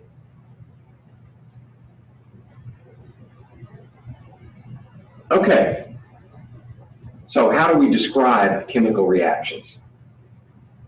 Well, it helps if we know the nature of the reaction. Certain things about it, qualitative characteristics, like does it produce heat, does it produce light, does it change color, does it stink, things like that. Does it bubble when it reacts? And then we also want to know the amount of chemicals that are present in the solution during the reaction, because the relative amounts also has a bearing on how the reaction proceeds. Right? We looked at one of those defining principles earlier, the limiting reactant. Right? The limiting reactant can take place in aqueous solutions just as easily as it can in solid gas or whatever other reaction. But we need to, since we are interested in how much is in solution, a useful way of expressing that is concentration. How much is in a certain amount of solvent? How much solute per solvent? One way we express that is in molarity. Molarity is a very useful concentration term because it expresses the number of moles of solute per liter of solution. Okay, moles per liter, little n, say moles per volume. Moles per liter is molarity. So why is that so useful? Well, for one thing, if you know what this value is, so X molarity, and you pull out a certain volume of that solution, it's a homogeneous mixture. So you pull out a volume of a known amount, then you can calculate exactly how many moles of solute are in that amount that you pulled out. That's what it's good for. So if we have a 3 molar solution of hydrochloric acid, if we have 2 liters of it, that means we have to have 6 moles of HCl in there. If we have 1 liter of it, how many moles of HCl would you have? Just 3. If you had a half a liter, then you would only have 1.5 moles of HCl. So it's a ratio. And it can be used as a conversion factor, right? Because all ratios are, by definition, conversion factors.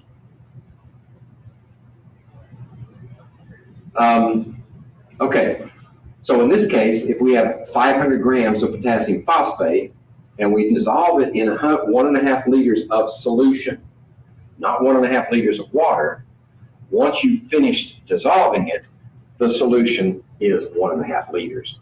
That's a key.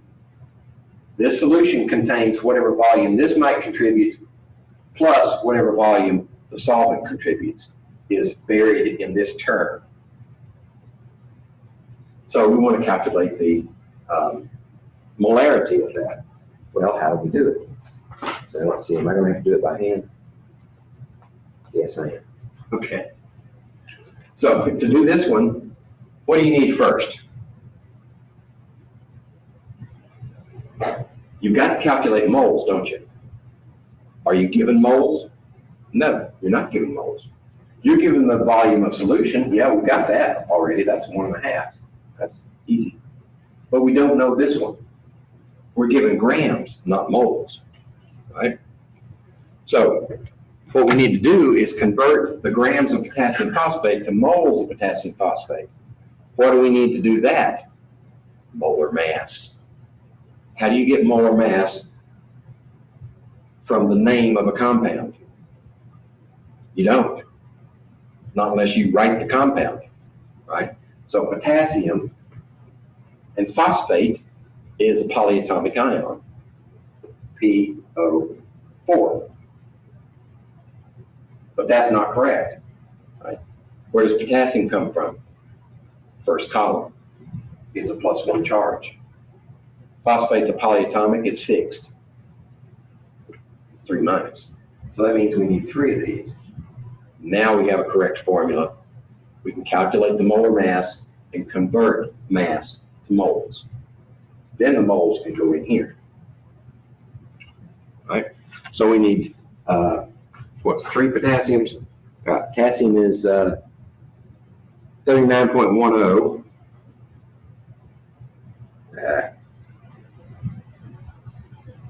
3 times that. Phosphorus is 30.97. And we need 1 of those. And we need 4 oxygen, so that's 64. So that's 212.27. 212.27 grams per mole. We have 500 grams. We want to convert that to moles. So now the moles have to go on top. Grams in the bottom. So we got to put these grams down here. And we divide that into 500, which is 2.36. 2.36 moles. Now we have moles and volume. So this is so many liters. This is 2.36 moles. Divide that by that.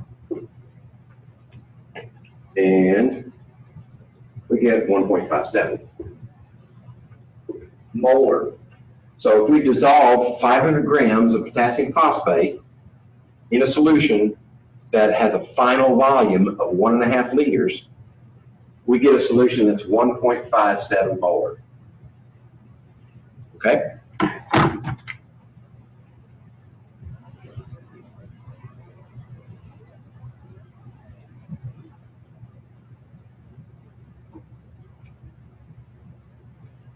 Okay.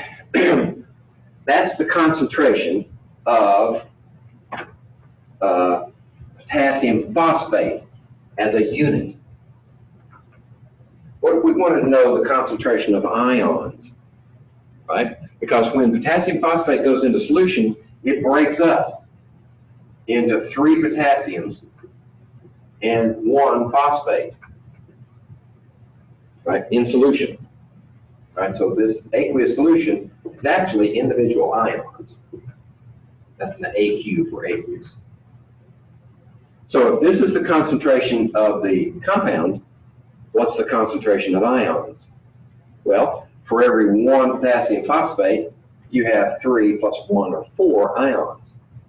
So it would be 4 times that. 28, 2, 6. 6.28 molar ions. Okay?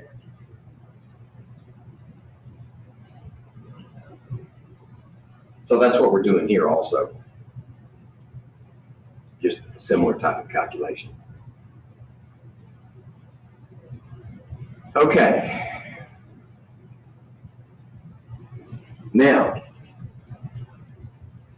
has anybody here worked in around a lab or anything? I mean, not actually work, but have you actually seen a lab in operation? No, okay. One of the things that is useful to do in a laboratory, some of these compounds that you want to put in solution, they will go into solution, but it may take them forever. I mean, it takes a long time. You might even have to heat the solution to get them into solution first, then let it cool down to room temperature before you can use it. And you don't want to have to do that every time you need to use it at a certain concentration. So what we do is we make a concentrated solution or a stock of that solution. And then when we get ready to use it, all we have to do is dilute it. And that just takes minutes. Right? But we need to be sure that our stock solution is a known concentration. And if we want to go to the lower value concentration, how do we get there? Okay. So the short version is M1 V1 equals M2 V2. Molarity of the concentrated one times the volume that you take out of it is equal to the molarity that you want, the diluted one, times the new volume that you diluted this extract from to. Sometimes they'll write it like this. The molarity of the concentrated solution times the volume of the concentrated solution that you withdraw. You take a small portion of it out. So these two. And then this is the diluted ones. This is the final diluted volume, right? So you may want to take 100 milliliters of this one out here and dilute it to 3 liters. So notice that if these are equal, then if this one is high and this one's low, then this one will be low and this will be high. It has to be that way to maintain the equality. All right, so how do we do this? Well, to make the concentrated one, what you may do is you decide, all right, what concentration is reasonable for a stock solution that'll be stable on the bench for weeks.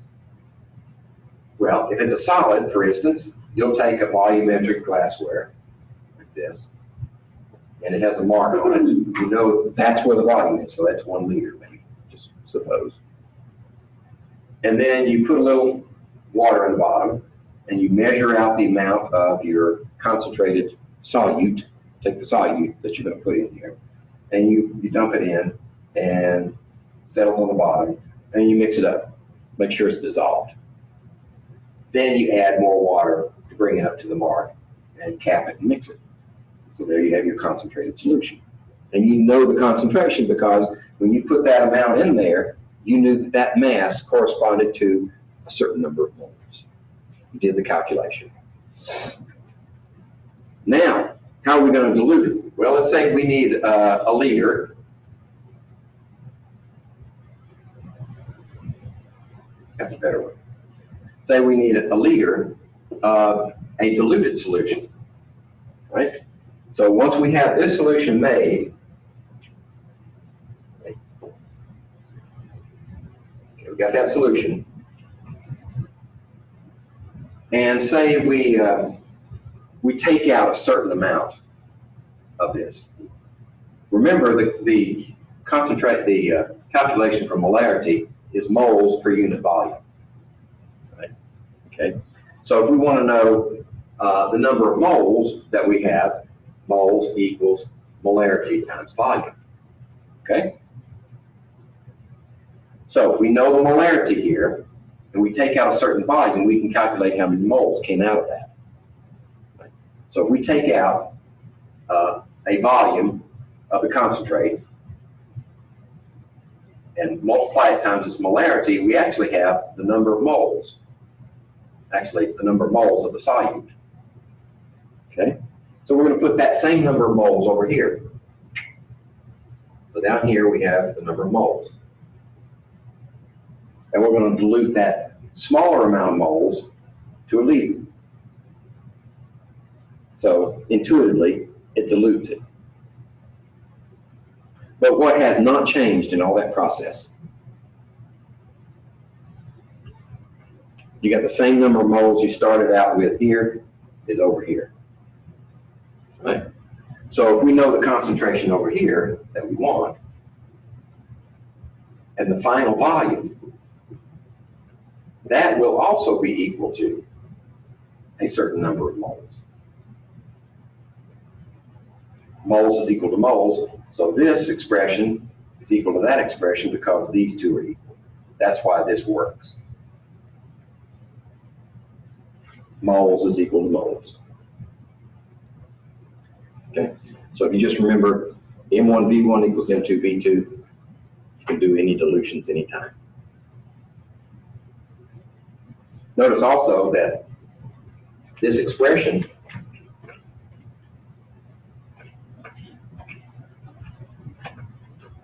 the same units are here.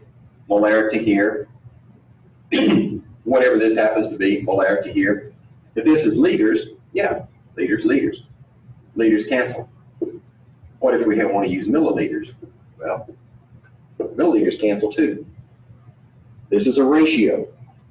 In a ratio, you don't have to change the volume to liters, right? If the question is, how many milliliters of this one do I need to take out and dilute to 1,000 milliliters, right? So as long as the milliliters and milliliters are equal, you can just plug them in and they'll work. Even though we know this is moles per liter, milliliters cancel. So you can save yourself a step. You don't have to convert it to liters to do it this way. If you use this expression, yeah, you've got to have that in liters. But if you use a ratio like this, you can use any volume you want. As long as the volume is the same on both sides, you're good to go. Okay, here's an expression of why the formula works. You can look at that one at your leisure.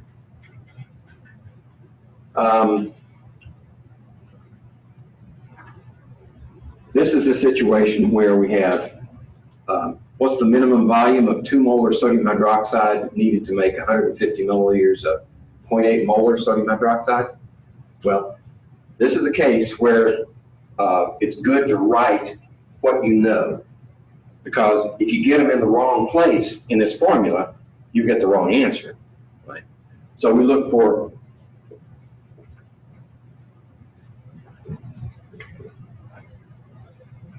right? What's the concentrated molarity? It's this one, 2 molar. What's the diluted molarity? This one, 0.8. Okay. What's the final volume needed to make 150 milliliters? It's this one. Now, there's your unknown. Now that you've got them in the right place, you can plug them in the formula and get the right answer. Okay? So there you go. And since we let this as milliliters, the answer over here is going to come out in milliliters. We didn't have to change it. That saves a lot of trouble. Okay, types of reactions.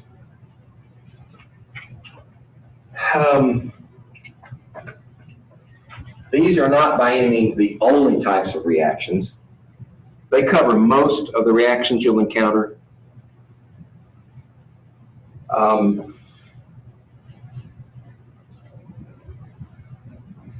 And the other point is, any one of these reactions could possibly fit into one of the other categories as well. right, I'll show you what I mean by that. Well, first of all, precipitation reaction. What do we mean by that? A precipitation is where you put two solutions together, and they are bona fide solutions. They're homogeneous mixtures. How do you know? Well, usually you can shine a light through them. You'll see through them. And when you mix them together, the two solutions, the reaction produces a solid.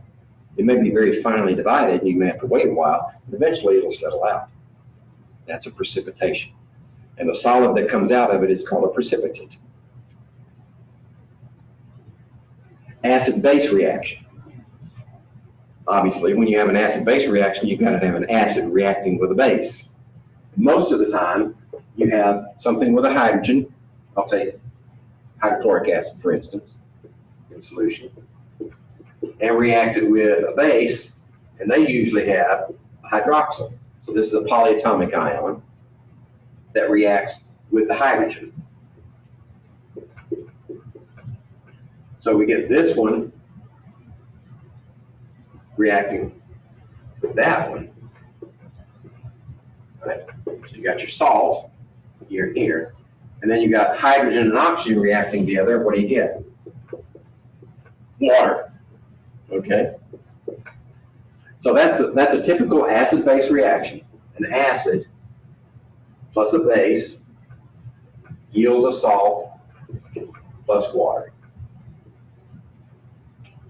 Okay? And actually, this is the chemical definition of a salt. When you react an acid and a base, this anion plus that cation is your salt. Now, in this case, the salt is soluble.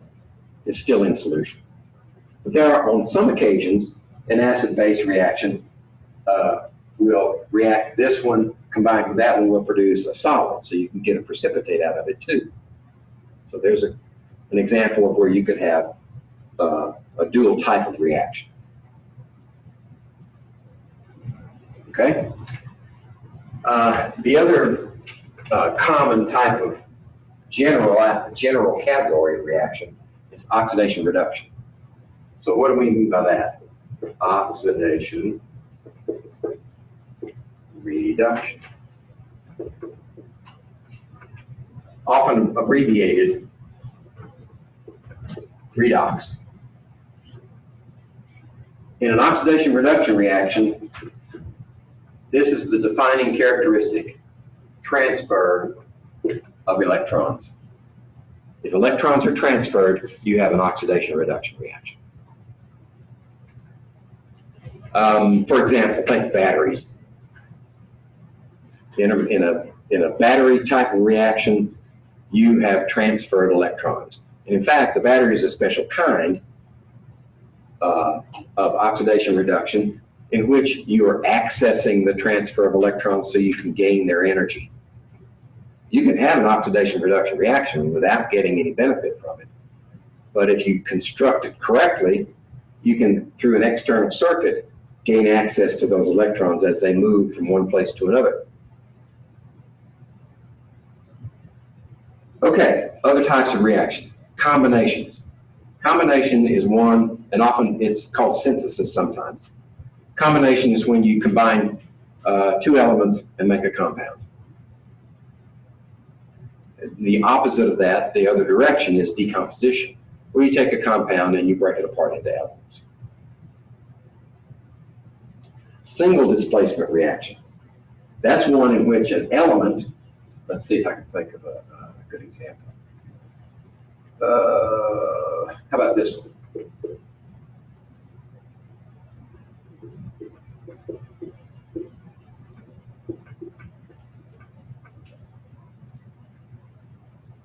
So, in a single replacement, this element is going to replace that element. That's it.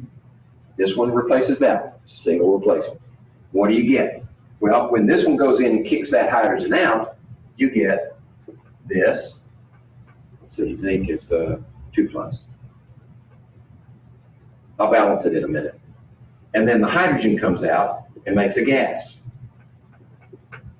Okay? Single replacement. This one replaced that one. Now let's balance it. Zinc is good. We need 2 chlorines. So we have 2 chlorines and 2 hydrogens. We're good.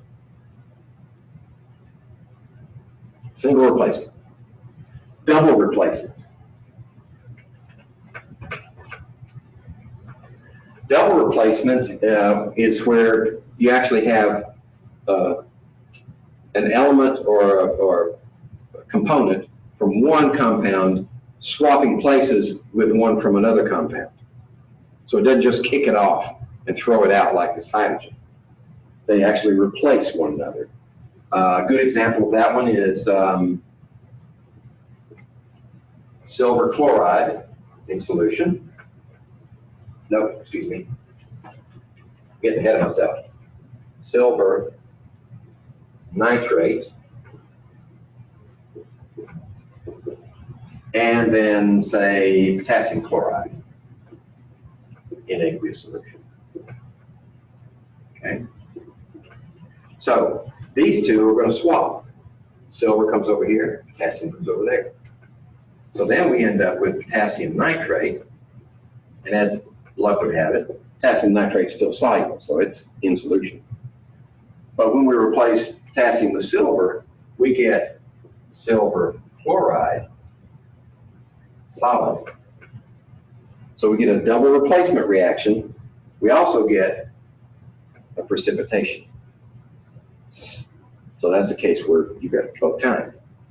Now there are, in the review document, there are several that ask you questions as what type of reaction is it? And in some cases, it might be A, B, and C, or it might just be C, or it might be just a couple. So for those, there are multiple answers for that type of multiple choice. The last one I've seen down here is combustion. Combustion is easy to spot. You need something combined with oxygen. So if we're gonna take methane, like in a gas burner, in a Bunsen burner, combine it with oxygen, or this could be on your stove, right? Methane is the principal component of natural gas. Combine these two, you get carbon dioxide and water. Okay. So the key is you've got something combined with oxygen, and oxygen is incorporated over here in compounds. That's a combustion. Okay?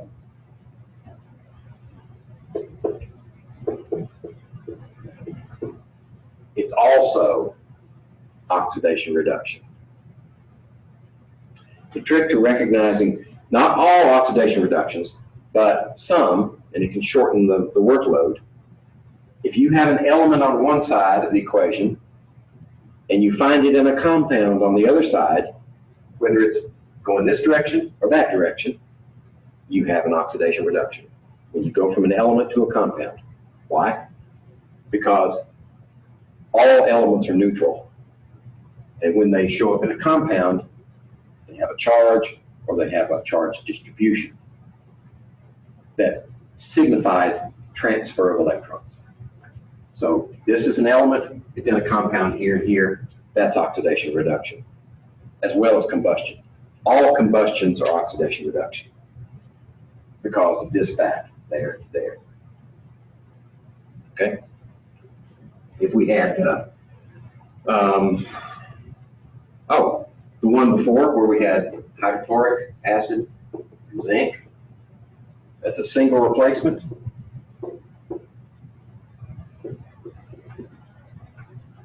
Element, compound, compound, element. That's also oxidation reduction. Single replacement, but it's an oxidation reduction too. Now sometimes you have to actually do the calculation to find out, and we haven't got that part yet. Just to see if electrons are transferred, I need to give you some more tools before you can do it that way. What are we doing? Out of time. Well, I've already talked about this. These are some terms. Soluble things, we consider them to be just everything goes into solution. Insoluble, most stuff doesn't go into solution. And then you have slightly soluble. And for our purposes, for the immediate future, slightly soluble and insoluble are equivalent. I wonder did I leave out giving you one handout? Or is it included in the review document? Yes. Okay, so on the back of your review document, you'll see this table. And it'll help you decide whether something is soluble or not. So across the top are the cations. Those are the positive ions. Down the left-hand side are the negative ions. All you have to do is say, if these two are going to come together in a compound, so you have a double replacement, and over here you say, cation, anion together. Are they soluble? So you take the cation, find it over here, and run down until you find the horizontal for the anion, and is it grayed out? If it's grayed out, it's insoluble. Right. Then you just write a little S next to it for solid. Okay.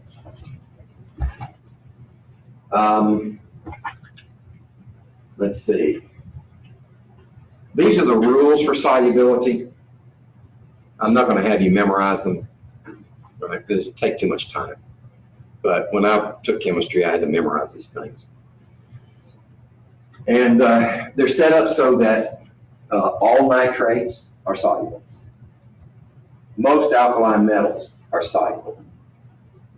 And ammonia salts are soluble. And what happens is, if you have a situation where you've got a cation and anion, and you have to decide between one or the other of these, the one above trumps. The other one, the one above, takes precedence over the one below. Okay. If you fancy using these rules, that's fine, but that chart will get you to the same location with less pain. Okay, so here's an example. Lead 2+, and you just follow it down on your chart to find out where does it intersect these. Are they soluble? Yes, no. And then this was a ringer thrown in there because you don't combine a cation with a cation. So we throw that one out. That was still soluble. Oh, shoot. All right. If you've got to go, go ahead. I'm going to finish talking because I really need to spend time on this, and it'll be in the discussion, okay?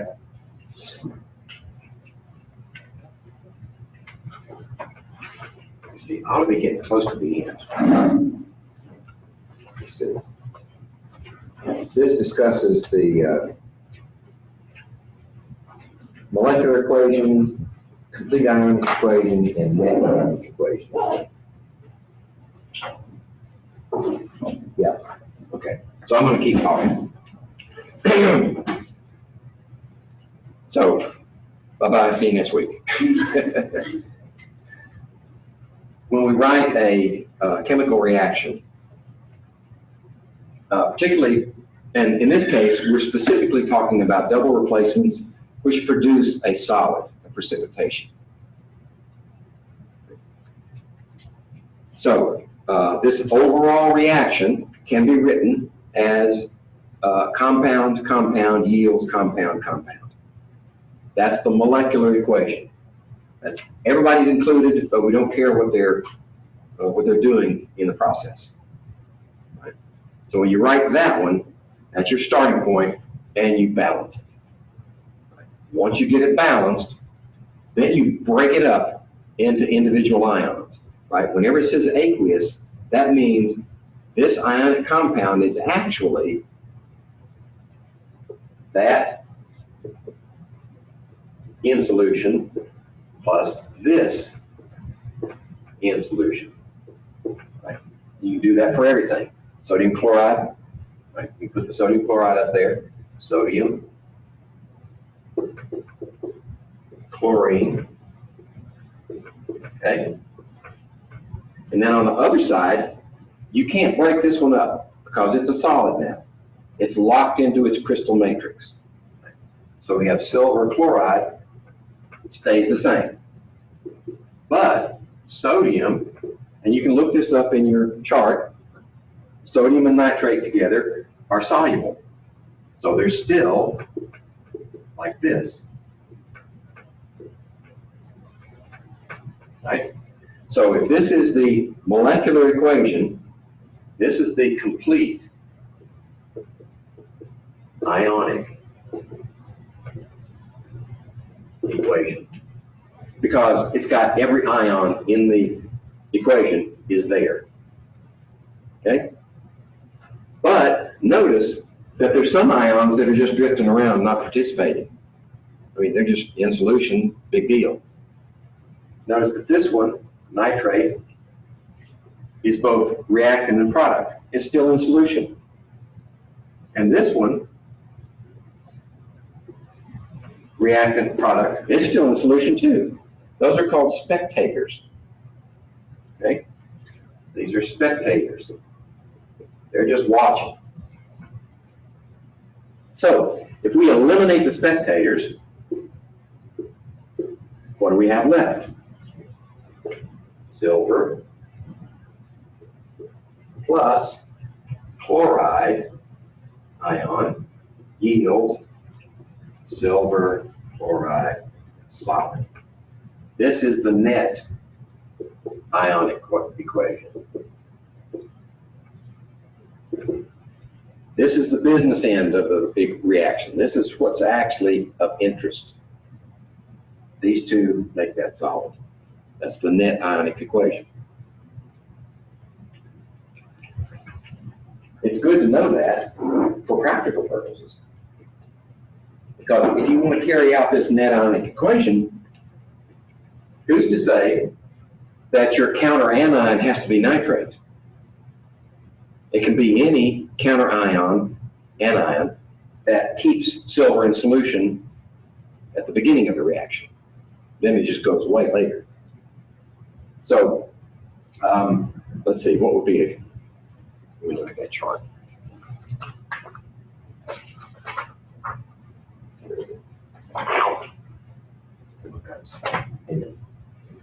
So silver, let's see, silver, here we go. So silver nitrate is soluble, silver chloride is soluble, silver perchlorate is soluble, silver acetate is soluble. So you could use any one of those counter anions to get silver in solution for this reaction. And it would still give you the same reaction. Chloride's the same way. I mean, any type of chloride will work. We use sodium chloride. Potassium chloride would work. Lithium chloride would work. Any type of chloride you have sitting on your shelf would give you the same reaction.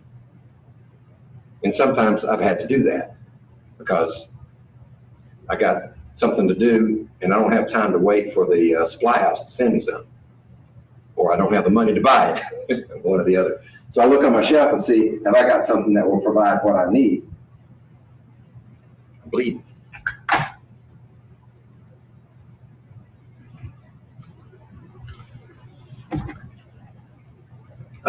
Okay, so that's molecular, complete ionic, net ionic.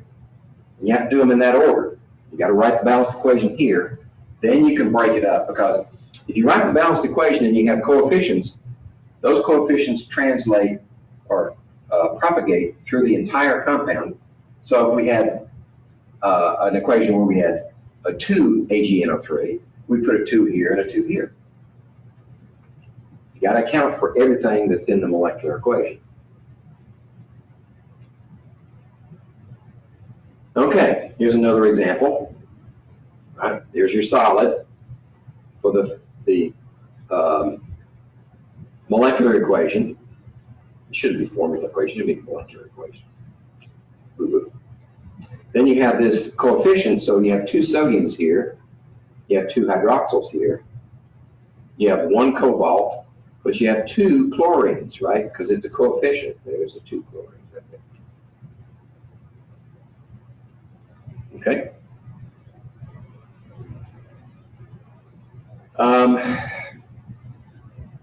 Okay. So the stoichiometry for aqueous reactions is similar to the previous stoichiometries we investigated. It's just that when you have your balanced equation, the molecular equation works fine. You may have a solution rather than a solid or a liquid or a gas. If you have a solution, then you need to know the concentration of the solution and how much of it is reacting. Then you can calculate M times V. You can find out how many moles. And then once you've got moles, you're off to the races. Oh, there it is. I didn't remember that. I actually put it on the slide. That's good. And there, the rules are down here.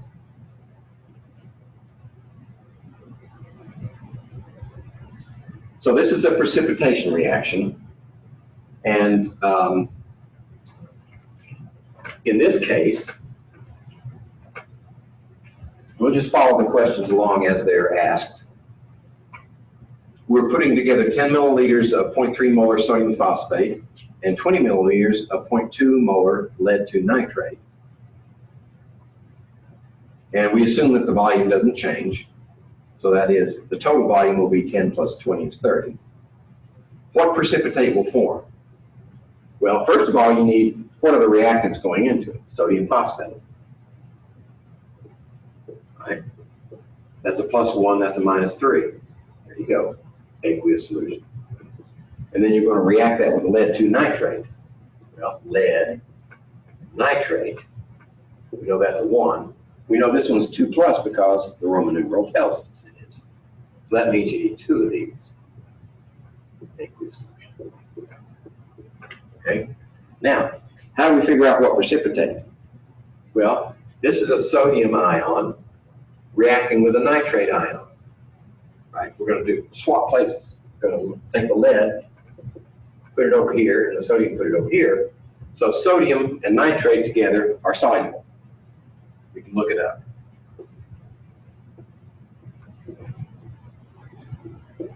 Right? But if we react lead-2+ and phosphate, right, 3- 2+, so we need a 2 here and a 3 here. If you look that one up, you find that it's insoluble.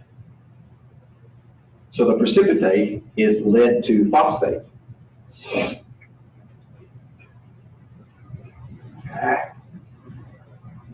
Oh, I thought I had it come up there. Oh well. And what mass of precipitate will form? Well, in this case, now we have to balance the equation. We got 2 phosphates here, we need 2 here. That makes 6 sodiums, so we need 6 there. Right? So now we have 6 sodiums, we have 6 nitrates, so we need 3 here. 3 times 2 is 6. And that gives 3 leads, 2 phosphates, 6 sodium, and 6 nitrates. 2 times 3 is 6 nitrates. So it's balanced. Now that we got it balanced, we can put in the information that we need. 0.3 molar of this, 10 milliliters, and we're going to react it with 20 milliliters of 0.2 molar of that.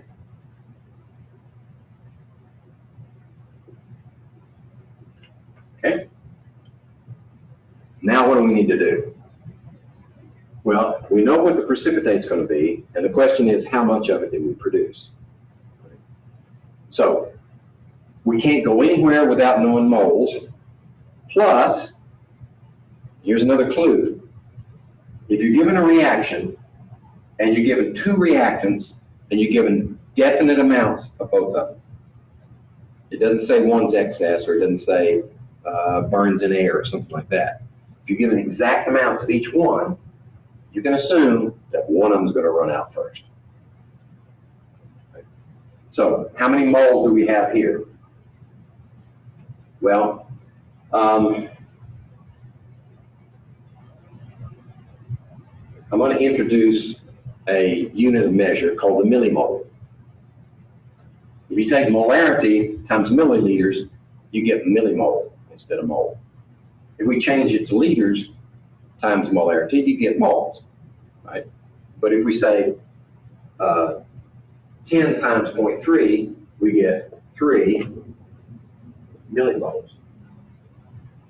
And if we do 20 times 0.2, we get 4 millimoles. Okay? Now, how much of this are we going to produce? Well, if we use up all this, there's 3 of these, and this is sodium phosphate.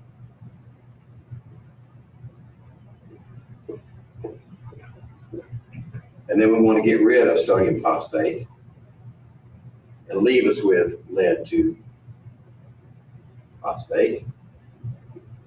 The ratio is 1 to 2, right? So that's going to be 1.5 millimoles of this.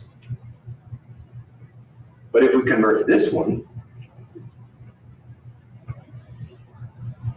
so this is going to be the lead one, and this is going to be the, well, actually, this is going to be the lead phosphate. This is going to be the lead nitrate. Run out of room. But the nitrate then is 3, and this one's 1. So 3 and the 4 is what? 1.33? 1 1/3. So this one determines that that one runs out first. So this is the one we want to focus on. 1.33 millimoles of lead 2 phosphate.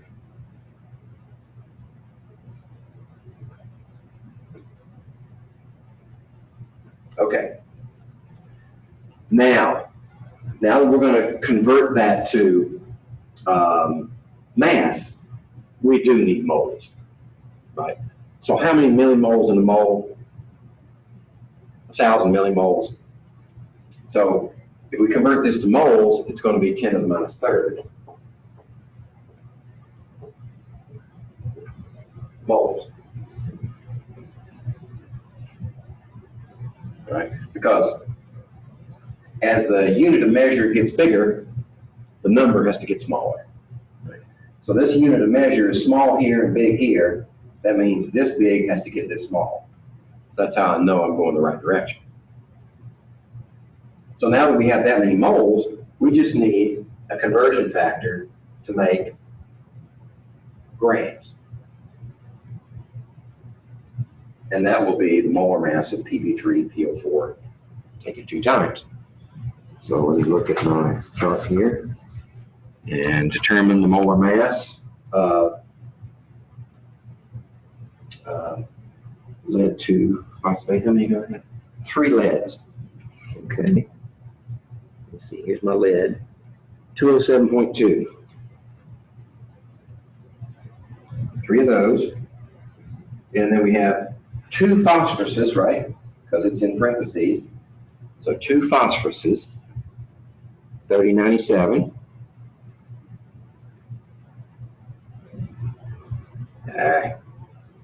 Messed up. Let's start over again. 207.2 3 times. And then 2 phosphoruses, 30.97. And then 8 oxygens. So that's 16 and 8 plus 81154. 81154 times 1.33 to the 3rd power, 10 minus 3rd power. Right. Times. So I get 1.079 grams of our precipitate. No, it's not even going to show me whether I got the right answer. Okay, take my word for it. Or maybe it is going to work the problem. It's just doing it in steps.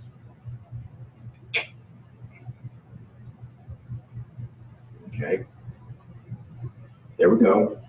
There's a comparison of this one to that one. So this one's the limiting one. Right? So this is the most that you can get out of that reaction. That's what we're saying. Then we convert that.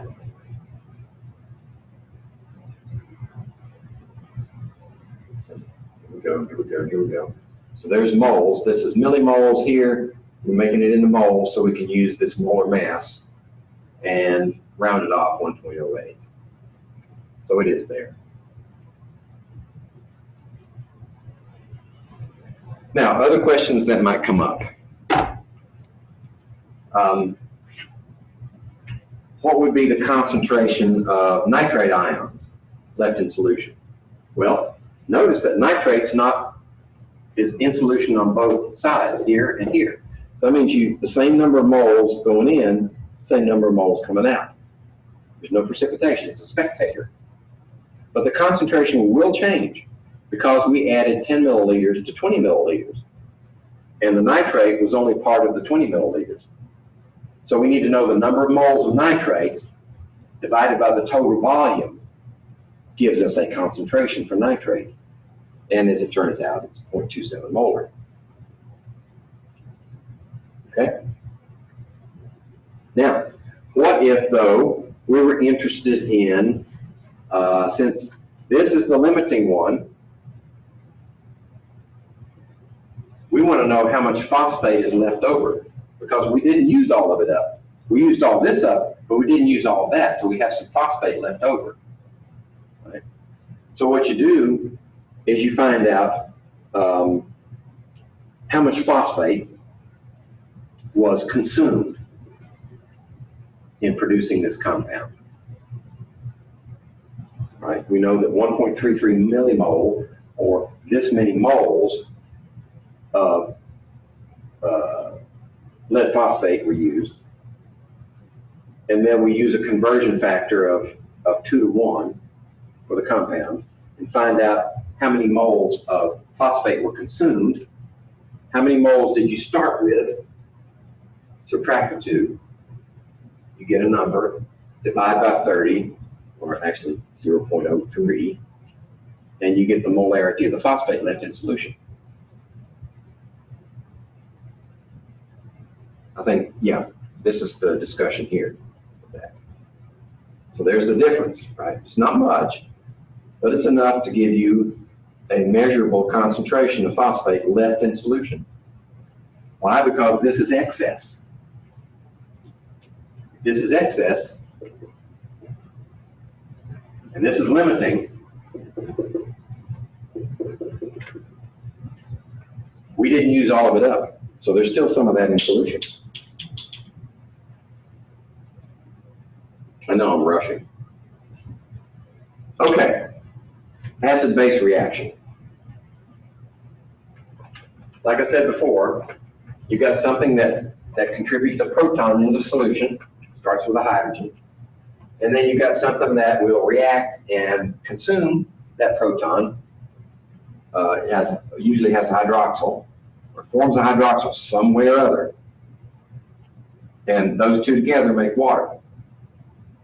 And water does not dissociate to a great extent.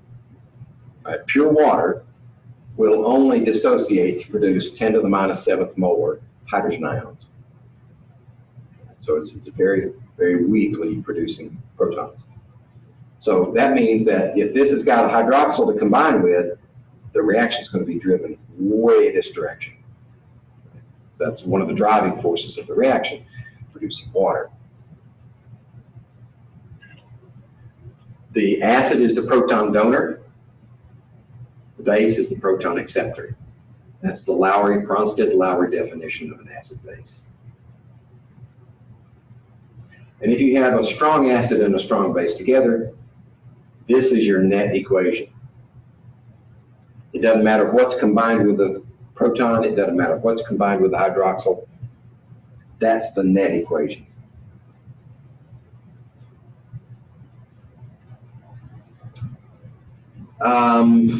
Let's see. Actually, acid-base reactions are similar to the others that we've done. You still have to find out how many moles, and you still have to determine limiting reactant,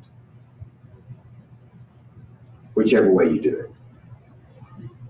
Now we've got some terms that are particular to acid-base reactions. One is titration. The purpose of titration is to use an unknown solution reacted with a known solution, which can be accurately measured in terms of volume. And if you measure the volume accurately for the known solution, you know how many moles of acid or base that you added to the unknown. And you have some sort of indicator that tells you when the reaction is complete. And then you stop the titration and measure the volume. And the amount of volume that you use, since you know the concentration, you know how many moles of acid or base you put in, and you can, by your equation, determine how many moles of acid or base were actually in the solution to begin with. That's a titration. There are two terms that are associated with that. One is the equivalence point.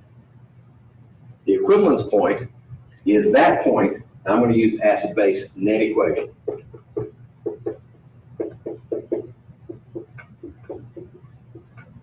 The equivalence point is when you actually have exactly the stoichiometric ratio of this to that equals this. When you have the exact amount. So if this was your unknown, and you added a known amount of known concentration to it, then when they're exactly equal, that's the equivalence point. The only way you can tell the equivalence point is to actually measure the acidity or the basicity of your solution as you go. Use a pH meter.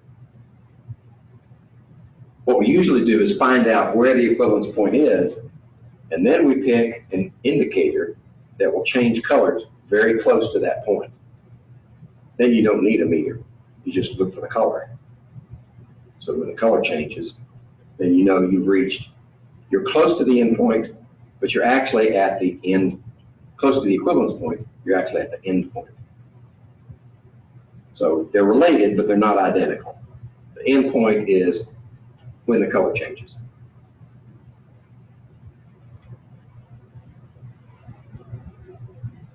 Okay. Let's see. So if we have this balanced equation, we're reacting sulfuric acid with sodium hydroxide to produce water and sodium sulfate. And we want to know how many moles of sodium hydroxide are required to react with 1 liter of 0.5 molar sulfuric acid. Well, if we know that the concentration of sulfuric acid is 0.5 molar sulfuric acid, and we have 1 liter, molarity times volume equals 0.5 moles of sulfuric acid. Okay, how many moles of protons does that represent? Right? Twice. So that's equal to 1 mole of protons, because there are 2 for each one, right? So that means if you've got 1 mole of hydrogen ions, how many moles of hydroxyls do you need? You need 1 mole of hydroxyls. So how many moles of sodium hydroxide does 1 mole of hydroxyls represent? Well, since there's 1 hydroxyl for every 1 mole of sodium hydroxide, that's 1 mole of sodium hydroxide. Okay? So if we react this amount with sodium hydroxide, we're going to need 1 mole of sodium hydroxide. And it just depends on the concentration of sodium hydroxide as to what volume you need.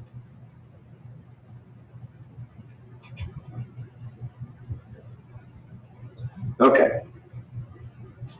Redox reactions, whenever you get a transfer of electrons, that's a redox. whenever you have an element on one side, shows up in a compound, you have a redox. Whenever you have a combustion reaction, you got a redox. So they have dual nature. So how do we know if a redox has occurred? Well, we have this method of counting for electrons and charges. We call it oxidation state. And we have rules that we use to determine the oxidation state of various ions, elements, compounds, parts of compounds. And they go like this. If you have a neutral atom, say the atom is in an element, it could be a metal, like silver, or it could be diatomic, like hydrogen. The oxidation state for either one of those is 0. We designate it like that. In other words, it's analogous to charge. There's no charge. Right? The oxidation state is not really a charge in all cases, but we're saying the oxidation state of the element is in its normal state is 0. The oxidation state of a monatomic ion is the charge. So if we have silver ions, the charge is the oxidation state. Okay? Now there are others that we just have to assume. Right? So oxygen is always taken as -2 if it's in a compound. Is -2. The only exception to that is when it's in a peroxide, like hydrogen peroxide, H2O2. This whole thing is -2. So each one is -1. Okay. Hydrogen. We take hydrogen as +1, unless we're told otherwise. Fluorine and most of the halogens, but definitely fluorine, is -1. Now, the halogens can be variables, right? You can see several different oxidation states there. We only give oxygen 1, we only give -2, -1, +1. These are all +1, +2. The sum of the oxidation states in a compound are 0. Right? So when you have this one, add all the oxidation states up for these two, that one, and those 4, the total is 0. If you have a polyatomic ion like that, the oxidation states have to add up to that charge. Okay? So let's take this one for example. We accept that oxygen is -2. So each oxygen is -2 oxidation state. But how many do we have? 6. I mean, we got 3, which means 6 minus. But we need to hold one of them out for that charge. Right? So we really only need to balance those 5. That means this one has to be 5 plus, because there's only one of them. So notice that if oxygens are -6 charge and nitrogen is a +5, then you put them together and you get the -1. And you can do that for any one of these. You just have to notice, all right, these are all neutral, neutral, neutral, charge, neutral. So you just take the ones that are given. For instance here, this will be a -2 there. This will be a +1. So you have 2 pluses there. You have 14 minuses, which means 12 minus, right? And it's neutral. So we have these chromiums, 2 of them that have to balance the 12 minuses. They need to be 12 plus but we've got 2 chromiums, so each one is 6+.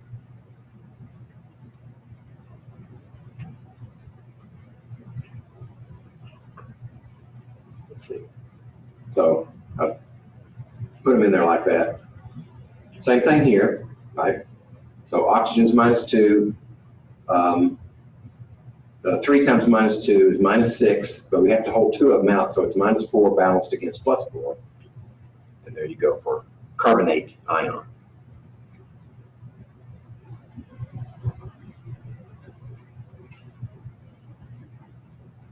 Now, this doesn't necessarily mean when we assign these oxidation states that there's actually a charge on that atom. Right? It's just a bookkeeping mechanism, right, for following the charges around. And if we do the oxidation states for a compound and the elements on one side, and then the products, we do it again, and we find that this element changed from that state to this state, we know that we have a redox reaction. Electrons had to be transferred in order for that change to take place. If they're the same on both sides for every element, they'll redox.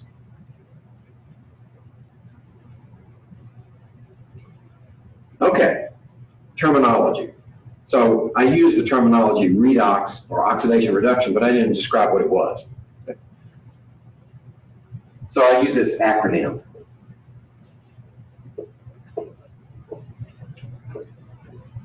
Oil rig.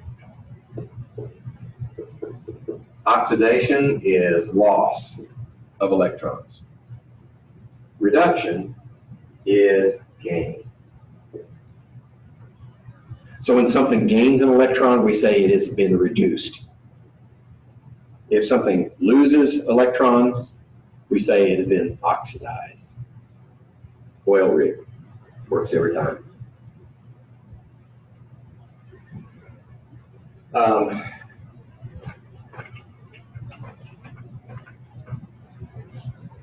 So when something is oxidized, it's providing electrons to something else, because you can't have one without the other. Every time you have an oxidation, you have a reduction in the reaction.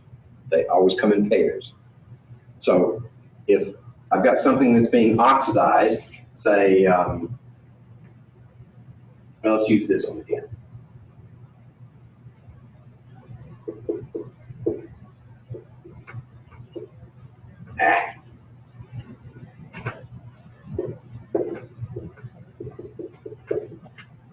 Okay, and let's say we need 2 of these, and let's say two chlorine.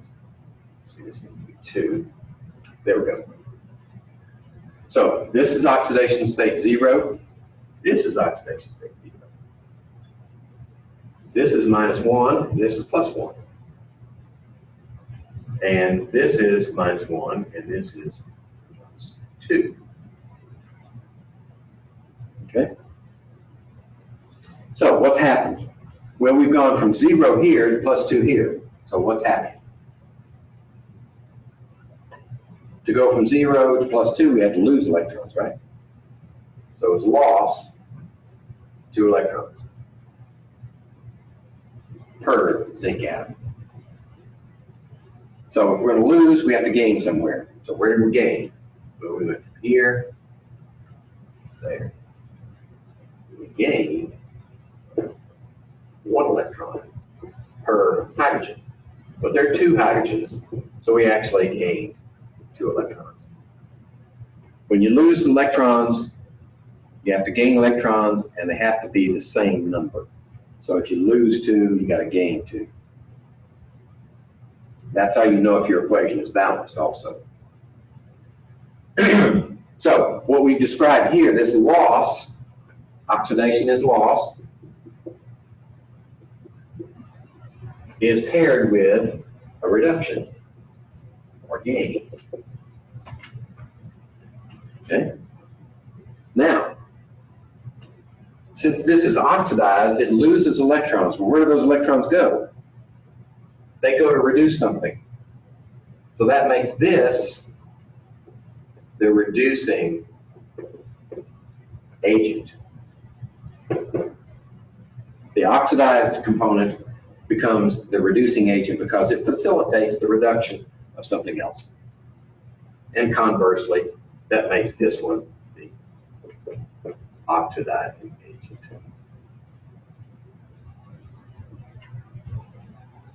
Okay? Terminology. Okay. Oh, that's the one I just put on the board. If we do the math and we check these out, we find that, of course, this is an oxidation reduction reaction. If we do the calculations, we find out that nothing was oxidized or reduced in here. This one is still the same oxidation state as that one. Oxygen didn't change, hydrogen didn't change. So this one is not an oxidation reduction reaction. But this one, we find that here, if chlorine is -1, that means copper is +1. One of those coppers goes to this one, and the other one goes to this one. 2+. Right? So you go from a 1+ to a 2+, that's an oxidation. Or you go from a 1+ to a 0, that's a reduction. This is a special kind of reaction. It's called disproportionation. So you don't get the same copper going two directions. You know, one of these coppers goes one way, the other copper goes the other way. One of those coppers is the reducing agent, the other copper is the oxidizing agent.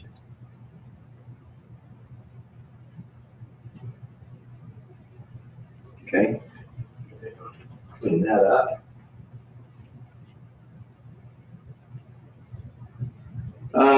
Okay, so here's the reference to the tie lines. When you write the balanced equation, then you want to find out whether what's happening. And these tie lines help to show where things are going.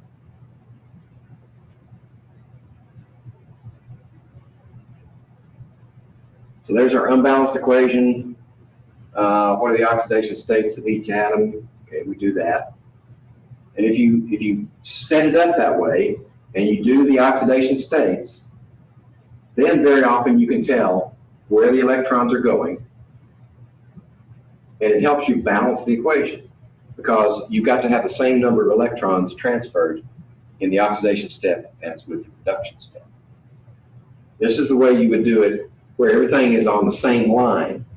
Later, I'm going to show you a procedure for balancing equations where you actually separate the two. Oh, we may not get to that one this semester.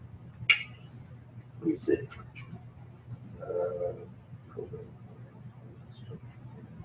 No, that's in the second semester. I may not get a chance to do that one for you. But what you would do is split the reaction into half reactions, where one reaction represents the oxidation step, the other represents the reduction step. And then you can balance those independently, then put them back together. Sometimes that's the only way to balance a reaction, if it's oxidation reduction. Because sometimes you have to add in components like water, hydrogen, or if it's in basic solution, you have to take that acid solution balance and convert it to base. Right? So, and that's really hard to do in a molecular environment. If you split them into redox separate reactions, half reactions, then very often you can get there a lot quicker and easier. But that won't come till the second semester. And I don't know if they'll get me back for that one. Okay. Let's see. So that's it. Practice, practice, practice. That's the only way. I don't know if I've said it before, but if you're not bored to tears working chemistry problems, you haven't worked enough of them. If you're bored working lots of different types of chemistry problems, then you've encountered probably just any scenario that'll come at you. And you won't be at a loss for what to do next. So boredom is good in chemistry.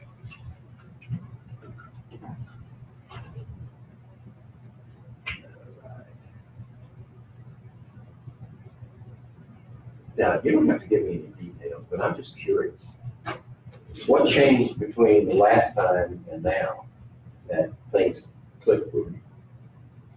I was working full-time last time. I'm working part-time now. And I'm taking a vitamin to help with focus. Oh, okay. And that's pretty good. Okay, good. And that's good to know. I like to know what works for my students, you know, in case somebody I know is in a similar boat. Maybe I can offer some suggestions. Fortunately, Okay, let me shut this thing down and get on the road before my wife sends the cops out looking for me.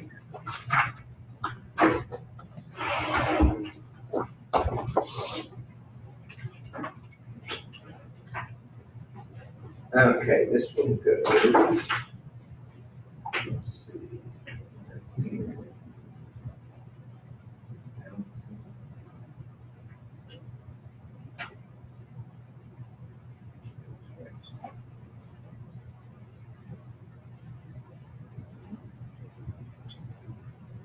There we go.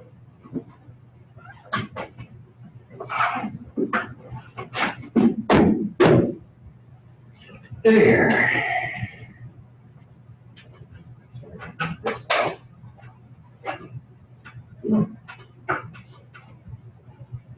No, not ready yet. Let me stop this recording and it'll